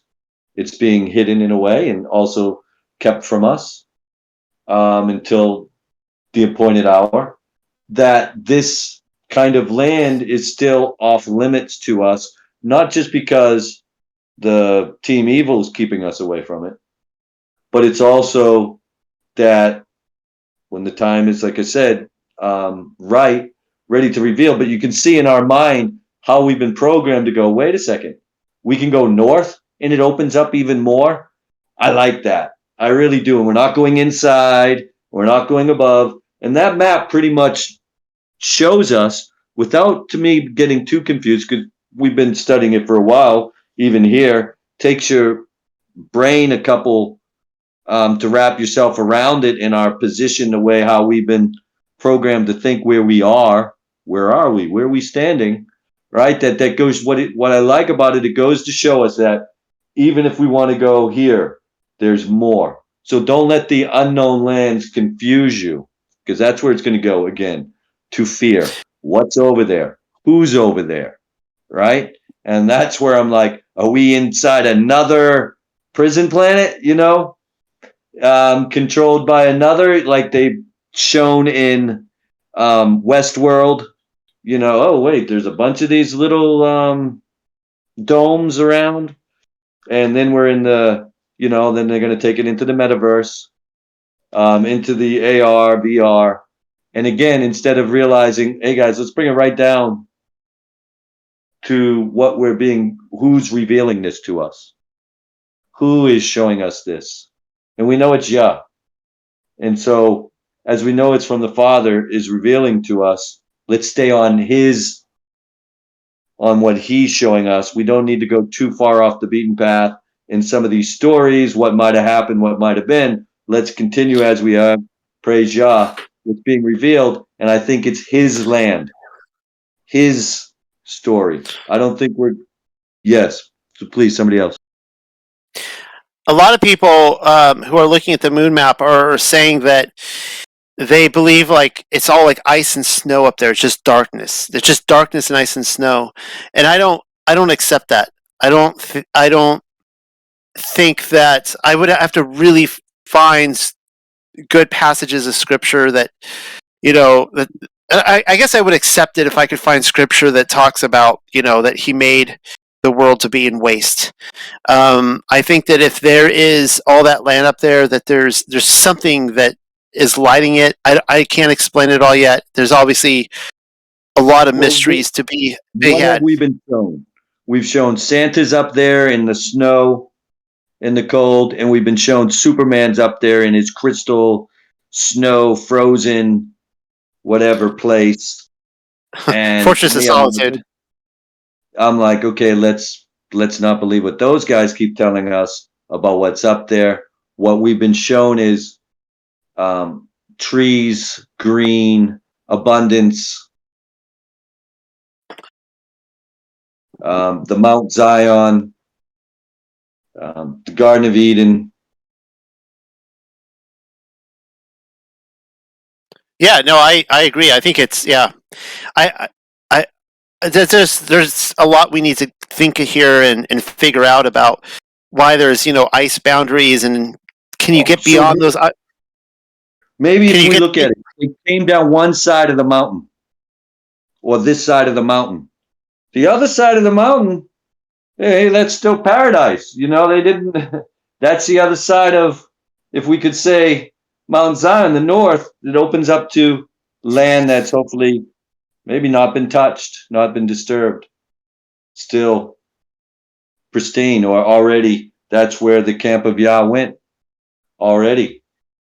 And so we're on this side of, and if you look at the map, it kind of shows us we're on this side. There's more over, over there. There's more out there. So it's really, again, with all of that coming into our awareness, I still keep looking forward to New Jerusalem, new heaven, new earth. This is where the signs point me to.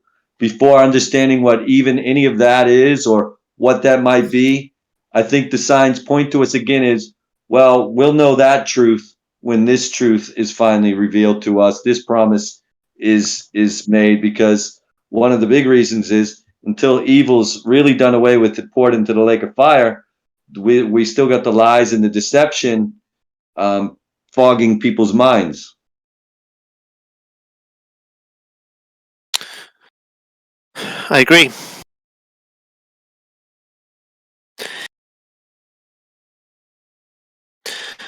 Does Hey, any?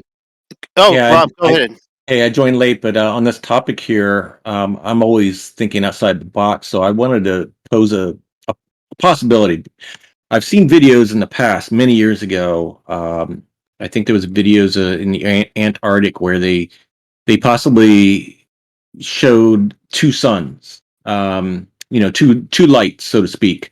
And so I pose that if there really is, let's say, two light sources out there, and we're looking at this particular map where you see the concentric circles over our realm, could there be another concentric circle to the left side, and that there's another light source going around in that circle for all of that land over there, and possibly that they are on two different opposite cycles, so that the sun, they don't intersect each other as far as their motion, or maybe there's a figure eight, who knows. But I think that is just an out of the box thought of a possibility. I've shared a video with that model, and it shows a blue and a red, which goes into this. Others have shared this in this kind of blue light, red light. It's the, like, I don't want to say north, south, male, female, but it's kind of the positive, negative. And that perfect figure eight. Somebody did a beautiful video. I've shared it in one of the rooms before. When I saw it, I go, after the moon map, and I said, here's another one. And what it also ties into is how, where you see on the moon map, I think it's the moon map, and some of the guys are showing like the black hole sun down below, shining up through, and we get the lights up in here. This one's showing it in another way, and showing how it's almost like we have again, it's going into that, it was made in two. So you have the positive and the negative, the blue and the red, and you have this system here and that system there, binary, that we're in a binary system. And that's where you get all this. I think that could be a possibility. And, like many things, the standard person does not have any of the funding or ability to look beyond our realm, or really look into anything outside the controlled verse that realm that we live in. But we're just throwing it out about there. all the baloney that we do get to look at, or what we're supposedly looking at when we look up. Let's just right there, the narrative is already skewed from the get-go of what we perceive to think we're looking at.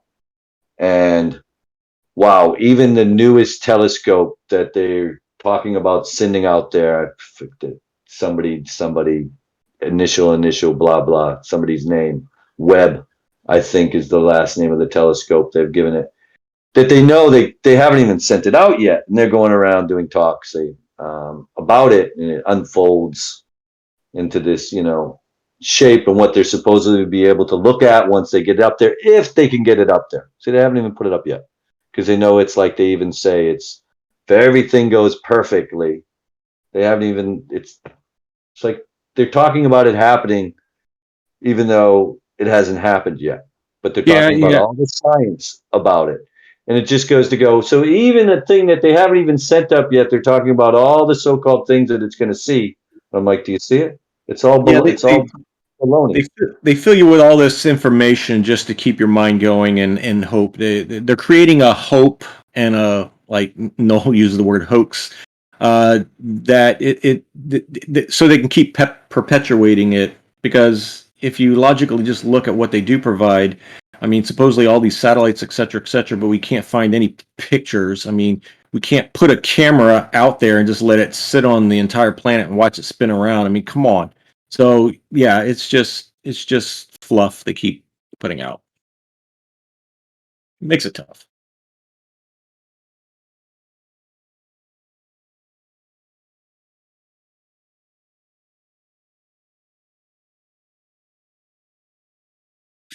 So I had never thought about a figure eight sun before, and or two figure-8 suns or what have you. That really tripped me out. Like, I could totally see that. That would be.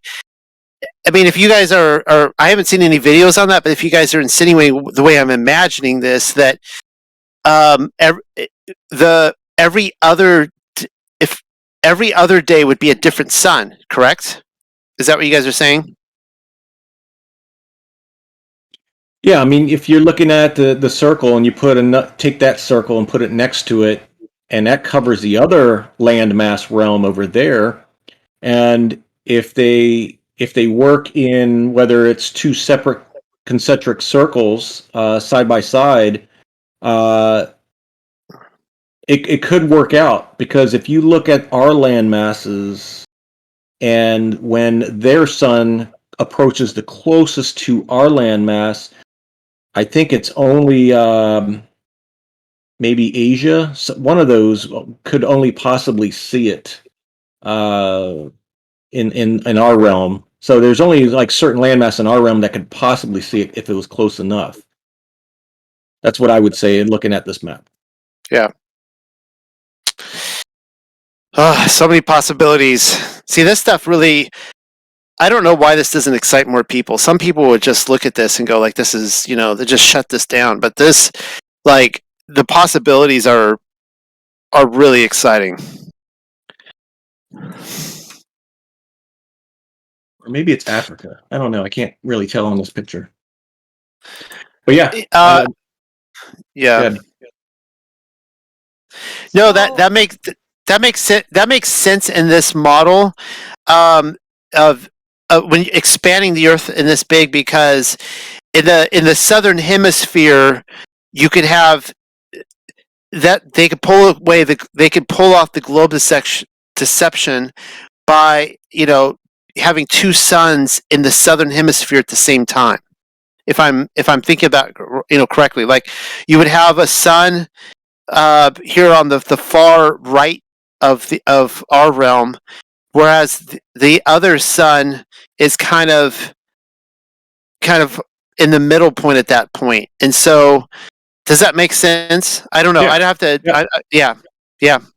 So Yeah, I yeah. want to tell you about something that I read just recently, and this is kind of getting out there, and I'm not putting it out for any truth or veracity, but I've always been fascinated with Admiral Byrd, and I watched him on that CBS TV program where he was talking supposedly about Antarctica and talking about all the land and how it was green and there was all kinds of minerals. And the thing is, what I think, and if you look at his diary, it's quite fantastic. And I'm not sure I believe that. But if we're talking about all these things, and the Millennial Kingdom is a done deal, and the camp of Yah is somewhere north of here, then this all fits.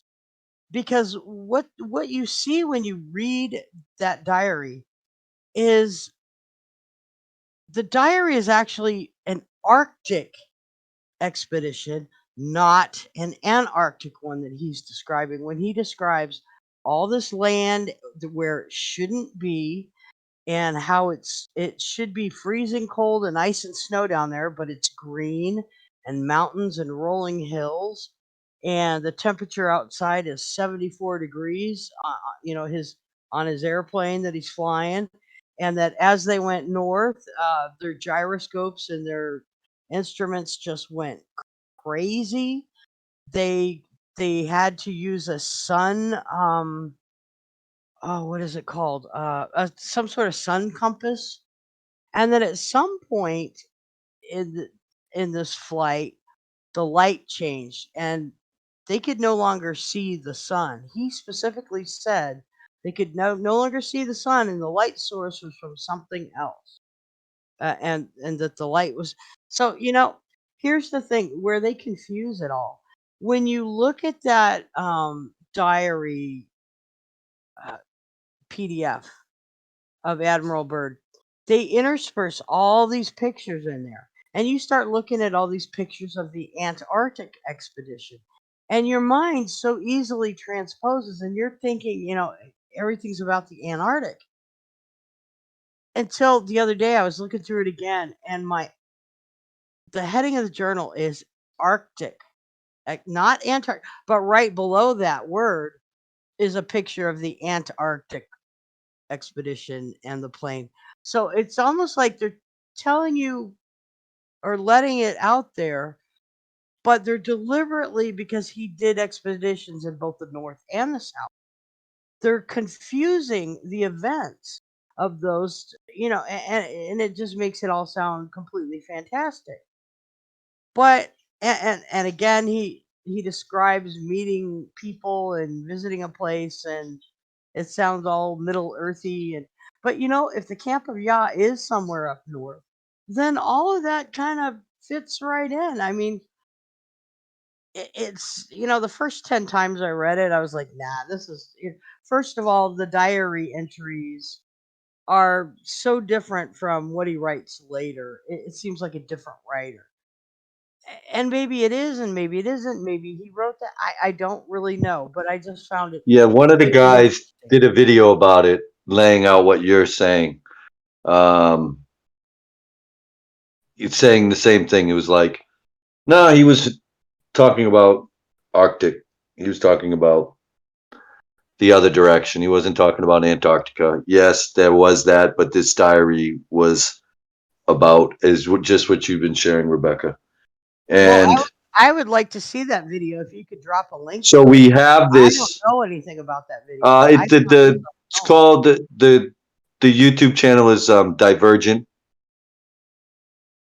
and he's been sharing a lot about the moon map also and Antarctica, what they say, the lands beyond. Even with the names Atlantis and Lemuria, different names of the lands, the passageway. But again, and also with the diary, once again, it's coming back to the Arctic and the Arctic Circle. And all these years now, there's like, yeah, there's a passageway because the land is melting. And it's just like, okay, why once again does it seem like even Antarctica, you can look on a map, it ain't that big. Okay, it's known as the biggest desert, the Antarctica desert's the biggest desert in the world. And the next one I think is up in the Arctic. It's like they're cold deserts. So to show you in terms of land mass, and just even those land masses, when you think about it, okay, wait a second, we're not in those so-called times with basic modern technology. We have supersonic jets and so-called satellites and everything that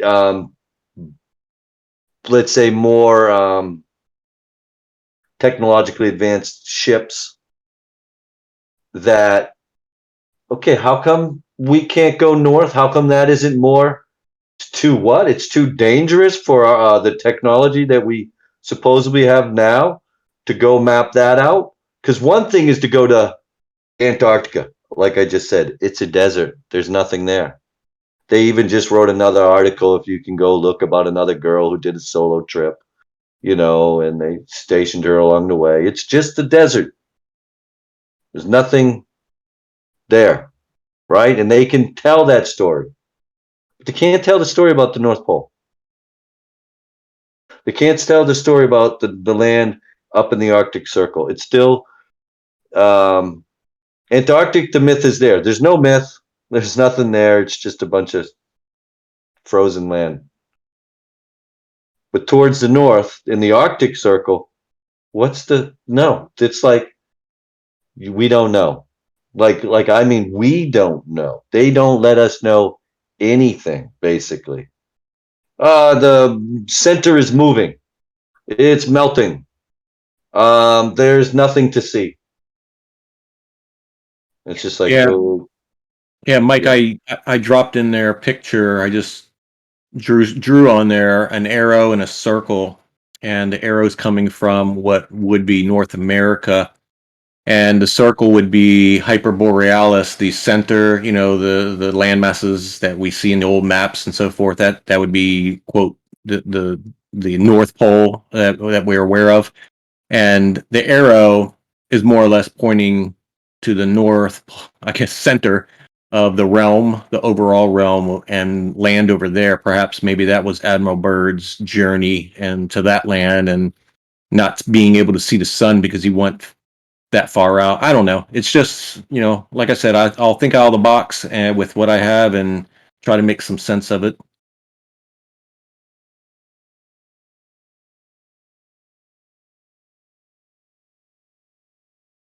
It's funny.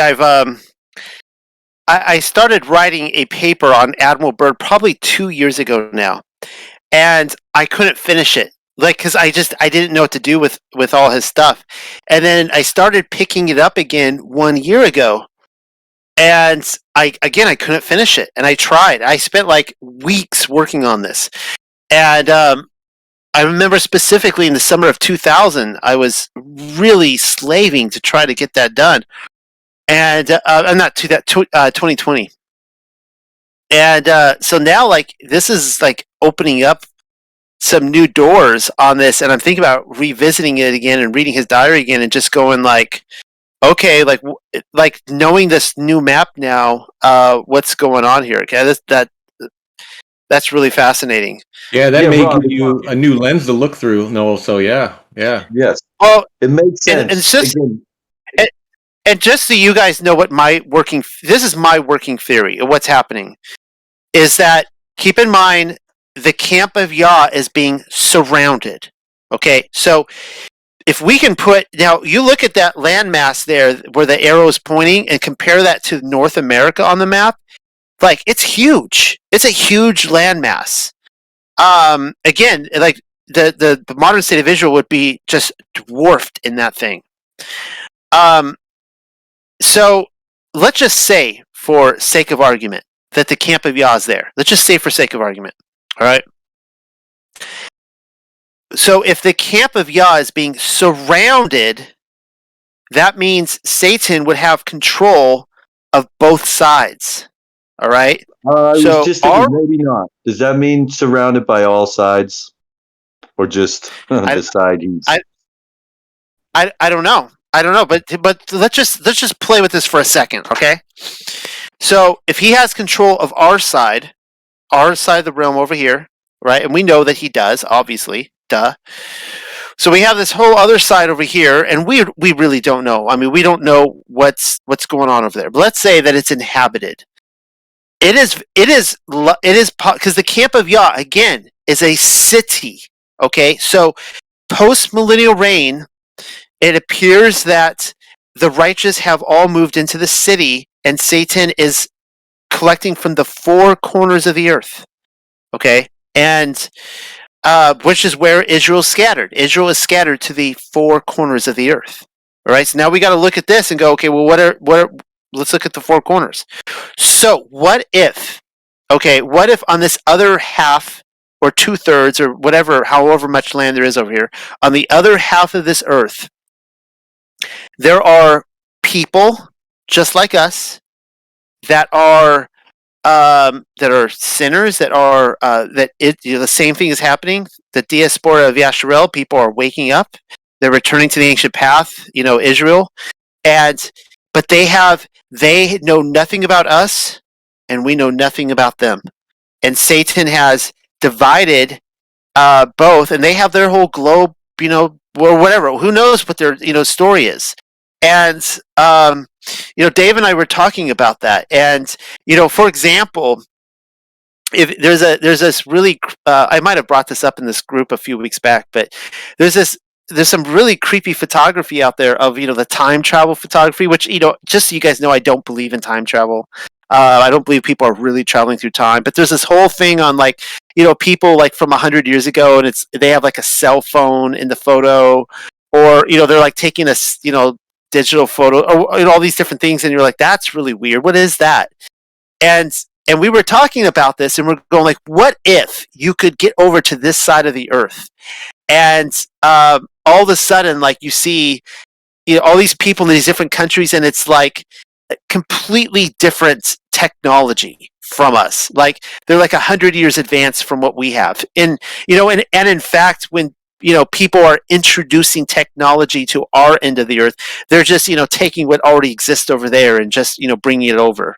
like the for us the 1960s, or it could be the opposite. Like you go over there and it's like the 1960s, right? Like it's their space race is just taking off. I mean, and I'm using my imagination. There's a lot that can go into this, but this is what I'm saying, that there's a world of possibilities of what's going on. Now, contrarily, the other half could be really awesome, and it's just like all the righteous hanging out over there. Like we're like the outer darkness, and that's I don't know. I have no clue. But that's where my mind go to, and thinking outside the box, as Rob says, and just trying to look at every single possibility of what this may look like for us and for them.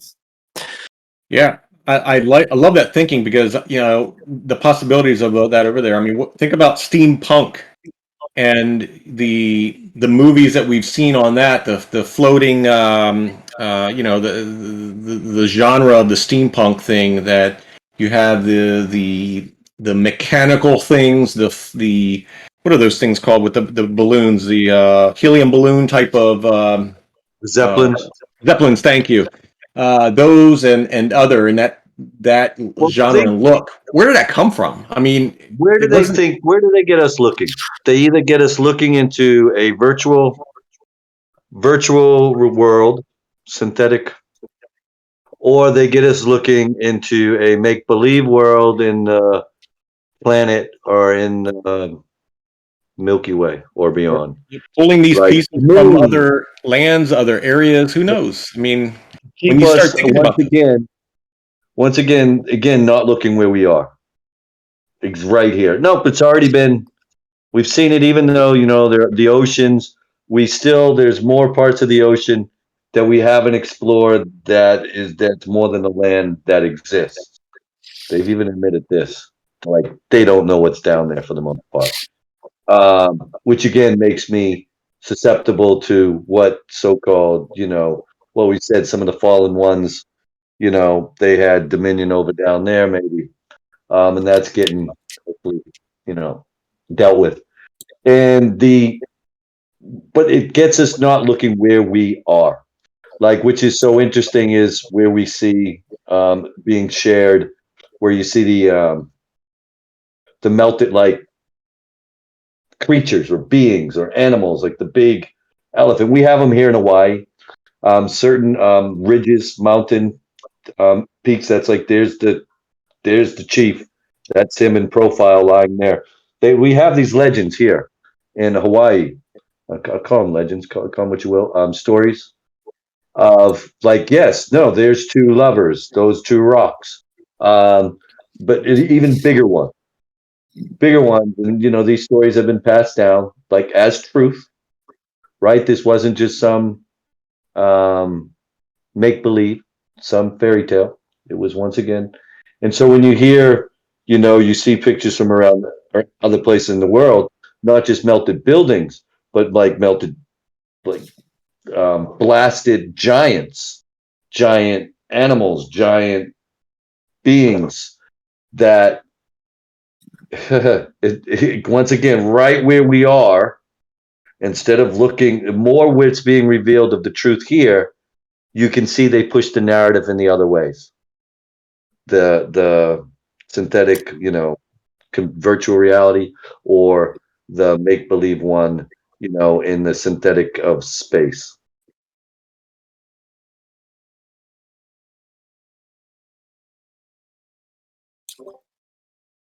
That's good stuff, guys.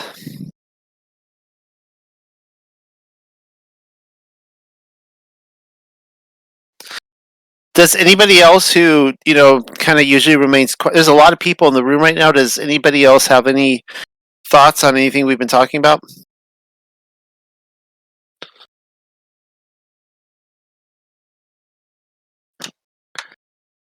So, then I'm curious. Well, Michael was here. Now he's gone.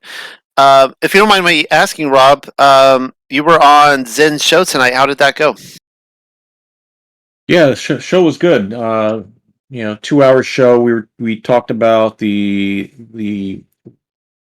feminine ruach, hakodesh, and wisdom, and the Holy Family, and then we discussed that topic how we came across that information as far as where the Father led us on that journey, and then we started to go through Rob Skiba's writing on his view on the feminine Ruach Hakodesh that he wrote in May of 2020. Um, uh, in response to criticism and so forth people were giving him when he associated with Zen there, but we went through most of that, at least over half, and shared some points to it that hopefully will help people be a little bit more open-minded to that topic and subject and search it out in humility and in love and truth. So I think it went very well. Nice conversation. Awesome. So, just so everybody knows, Zen Garcia is really hoping. I think Zen and I have been talking a lot this last week, and especially recently, and he really wants to do more partnerships with our Discord group and do crossovers every month, every 2 months, and we're not sure how often, but these Thursday nights we want to, and he also wants to maybe join in with our Sabbath group some, but we're going to start doing that. And Rob and Michael specifically, he's going to be he wants to use them in the future to help present the feminine Ruach Hakodesh. He's listened to their presentation they did on our Thursday night, like 2 months ago now. I lose track of time. I don't know how long ago it was, but he thought it was like one of the best presentations he's ever heard, and he was just blown away by it. And I agreed with that. I thought it was. It's a shame that it's not getting more views at this time. That people are just oblivious to it because it was really that good. They did a phenomenal job, and so Rob and Michael are working right now on a part 2 presentation that maybe like in 2-3 months from now we will present when they're all ready to go. So I'm really excited for our potential. Go ahead, Mike. Well, beautiful how you bring this conversation forward again, and that's what it's been a praise Yah, what it's been. And Rob, what more have you guys or Noel, anybody in the room, to share about his holy family? Because that was part of when we came into this sharing, and really the more of the Ruach HaKodesh was coming clearer to us. This was coming clearer at the same time. His heavenly family. And it really brings, I want to say, into context, but more into, I want to say for me, not just context, into reality. Yeah, I think that's it, Mike, is that, we when you pull these things together that are in scripture, and these different references, when you start looking through it with the lens, that you will see that this is a family affair. This is the creator reaching down into his creation and bringing us up to his family, and he has to put, as we read, the souls were at the beginning, and our spirit is put into these fleshly bodies, and we are put through this matrix to be more or less tested and tried and refined, and to be proven as children, his children, the children of Yah, to come into the kingdom and live a life through this, if you will, I don't know if this is the right analogy, but through this birth into the material world, and then come through the spiritual, in our new birth in faith, that we are now born in the Ruach, and we come into the kingdom.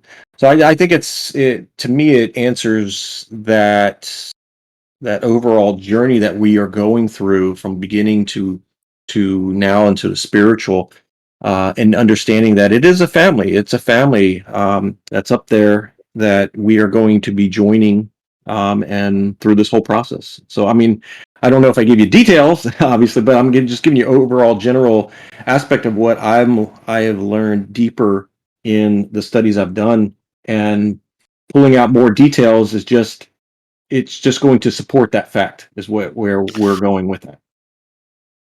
Yeah, so they've got a second part they're working on, and I'm looking forward to hearing that.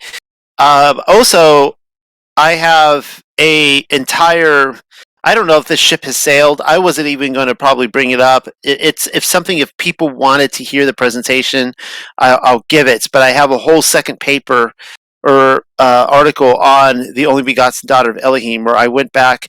For those of you who were here, and I it was like a long affair. I presented all that evidence, and I go back and I find a lot more. And so, yeah, I have a whole part 2 on that as well, that if people were interested, I could present. But I wanted to, add it to something Rob said, that this entire realm that we're in, and I was just reading this the other day, I can't remember where, but it was a great quote, that Yah created the world in such a way that when he placed us here, everything could be used for good or evil, right? And that's what makes it a testing ground. Yahuwah is like, okay, I'm putting you here in this realm to see if you're, eternal material, and you have all this at your disposal. What are you going to use it for good or evil, right? You've got clean animals, unclean animals.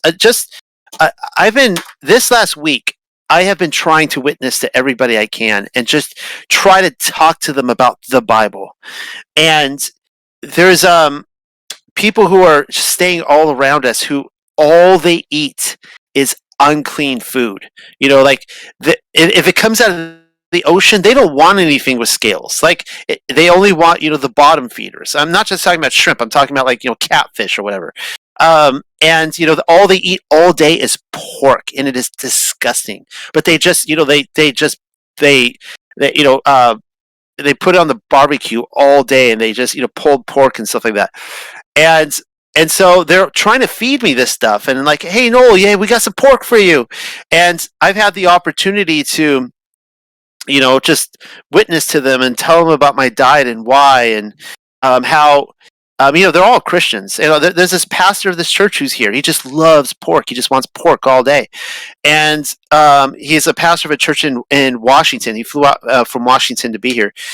And I'm trying to give him these examples of how they all have children, and I'm like, are your children disobedient? Do your and they're like, of course. And like, well, okay.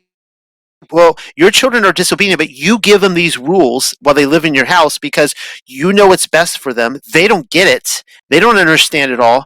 But if they can just be, even if they don't understand why you set these rules and these boundaries, if they just obey you, right, that's going to please you as a parent. And it's going to make you trust them more and give them more responsibility.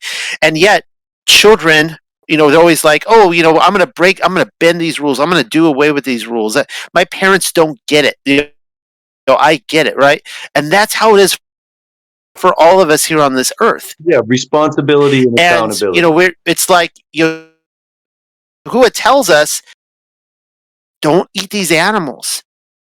Like, this is the garbage crew. They go and clean up after the earth, and then people come along and they're like, oh yeah, Yahuwah doesn't really know what he's talking about. I know better than I want, right? And this is just it's that mentality. And that's what I mean is like, Yahuwah put all these things here for good or evil. And it's just, anyways.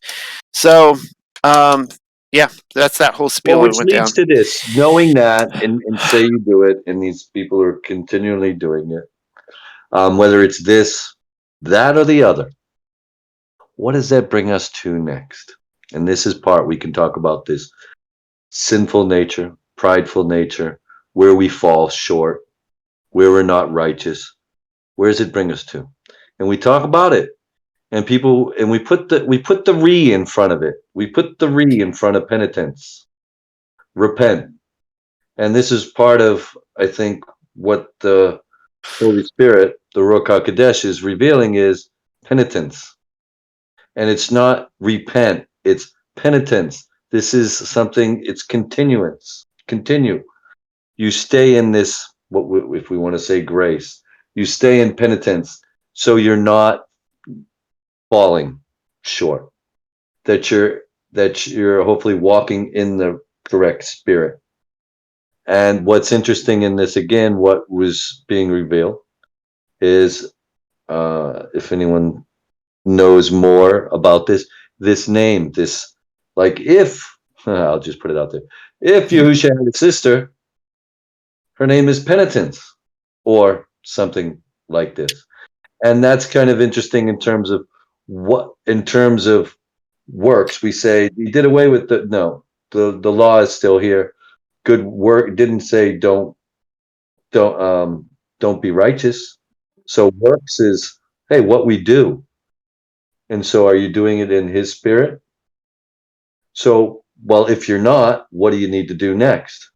This is where we say repent, penitence, or do penitence.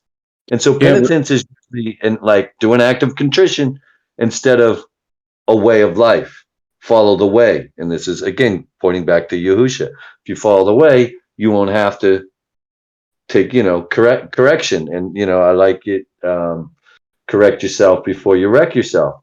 And this is where, again, this is beautiful. I think the more we know Yahuwah's family, that people, when we connect more to what really, when we say repent, that we talk about penitence, that I think there's when we truly, in a way, people, it's like, well, you were talking about obeying or submitting. They said, or like we say, repenting. There's a loving presence there waiting for you, there for you. And it's called penitence. And it's called penitence. And I think it's, again, yeah, it's showing me somebody real. Again, that's the Father's family again. It's not just a something to do. yeah. I want to speak to the name on that, Mike. Is we know Yahusha means salvation, so there's always a meaning of their names, and if penitence is the daughter, and then we have to look at that. What does the name represent? And we know what that represents. But the one thing that we read in Scripture is when a soul repents, it says, like, all the angels in heaven rejoice. So we know the importance of penitence, of continuously walking in penitence, and that you are walking in that righteousness because you're continually examining yourself. You're continually speaking to the Father about these things, and repenting of them, etc. So you have this closer connection, and as we know with Yahusha, the salvation and belief and trust in Him, we are brought to the Father because of that, and through the Ruach Hakodesh. So, and I'm not here to say that penitence is 100% real or anything like that, but I'm just going off this theory or this thought that we're going down, and obviously thinking outside the box to speak about it. But it does make sense. It does have, I would say, some legs to it, if it is true. So I haven't found anything that would say would totally blasphemy or anything as far as that goes as of yet. But it's something nice to talk about and discuss, of a possibility. So that's kind of my input as I'm listening to you talk about it.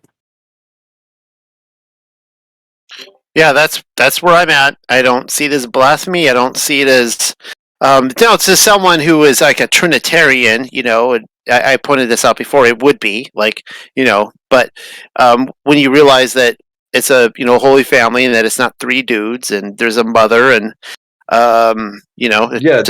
it makes sense. Yeah. The other part of that deception is, and this is why I wanted to bring it up, is it goes all into this goddess talk. Now it's this goddess.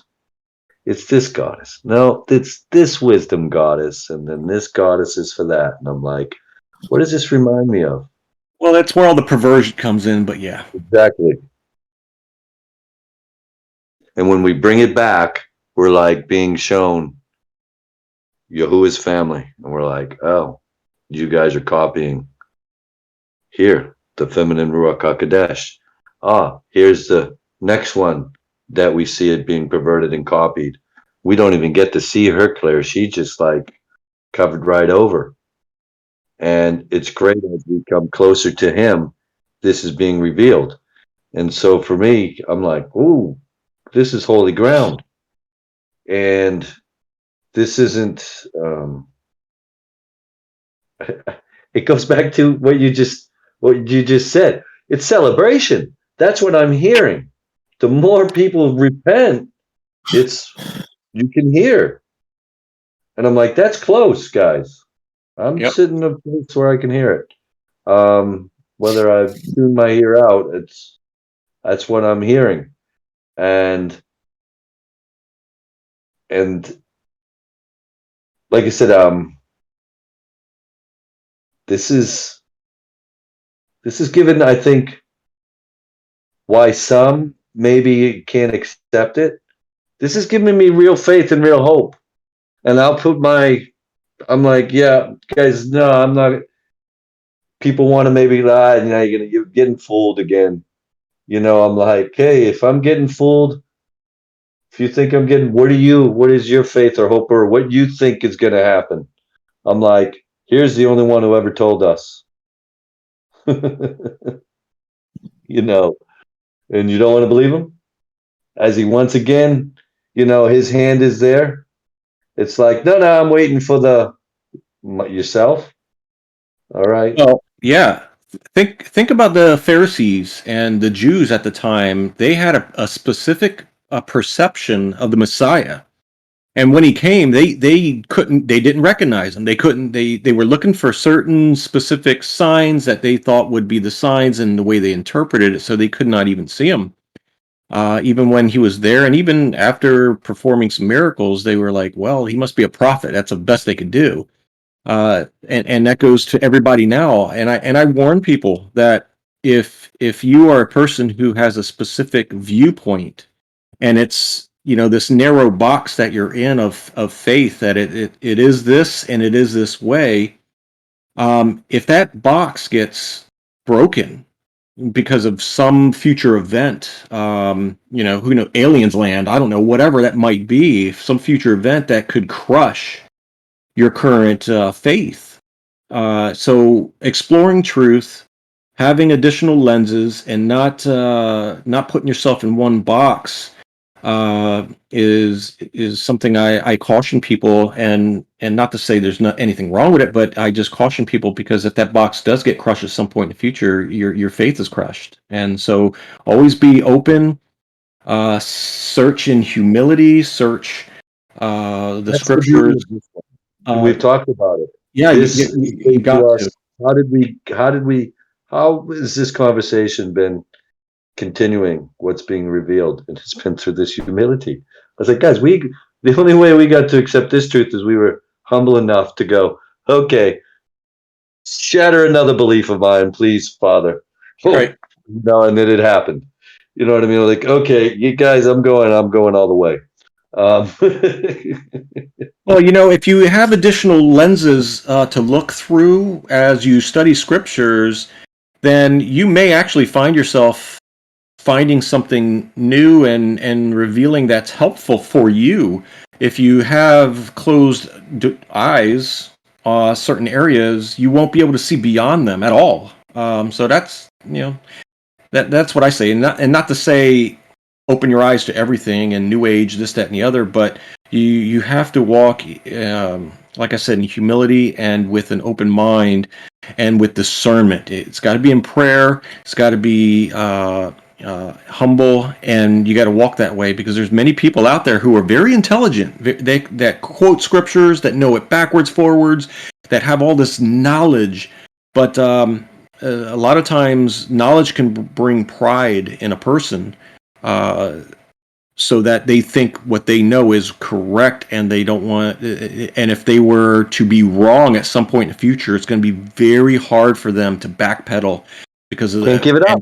because of the pride in there, and they can't just give it say, up. "I was wrong, guys. I was wrong, and I totally screwed that up," and blah blah blah. So you gotta be careful. Yep, simple.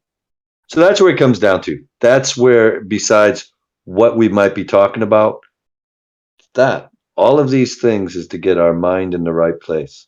To, once again, what's the greatest reveal? Him. Yeah, the Father. And what he wants to, again, his glory. And he don't even have to show us. He just has to show us a little bit more. And it's beyond our imagination. So just a little of his revealing. And that's already, that's why I think we're still here.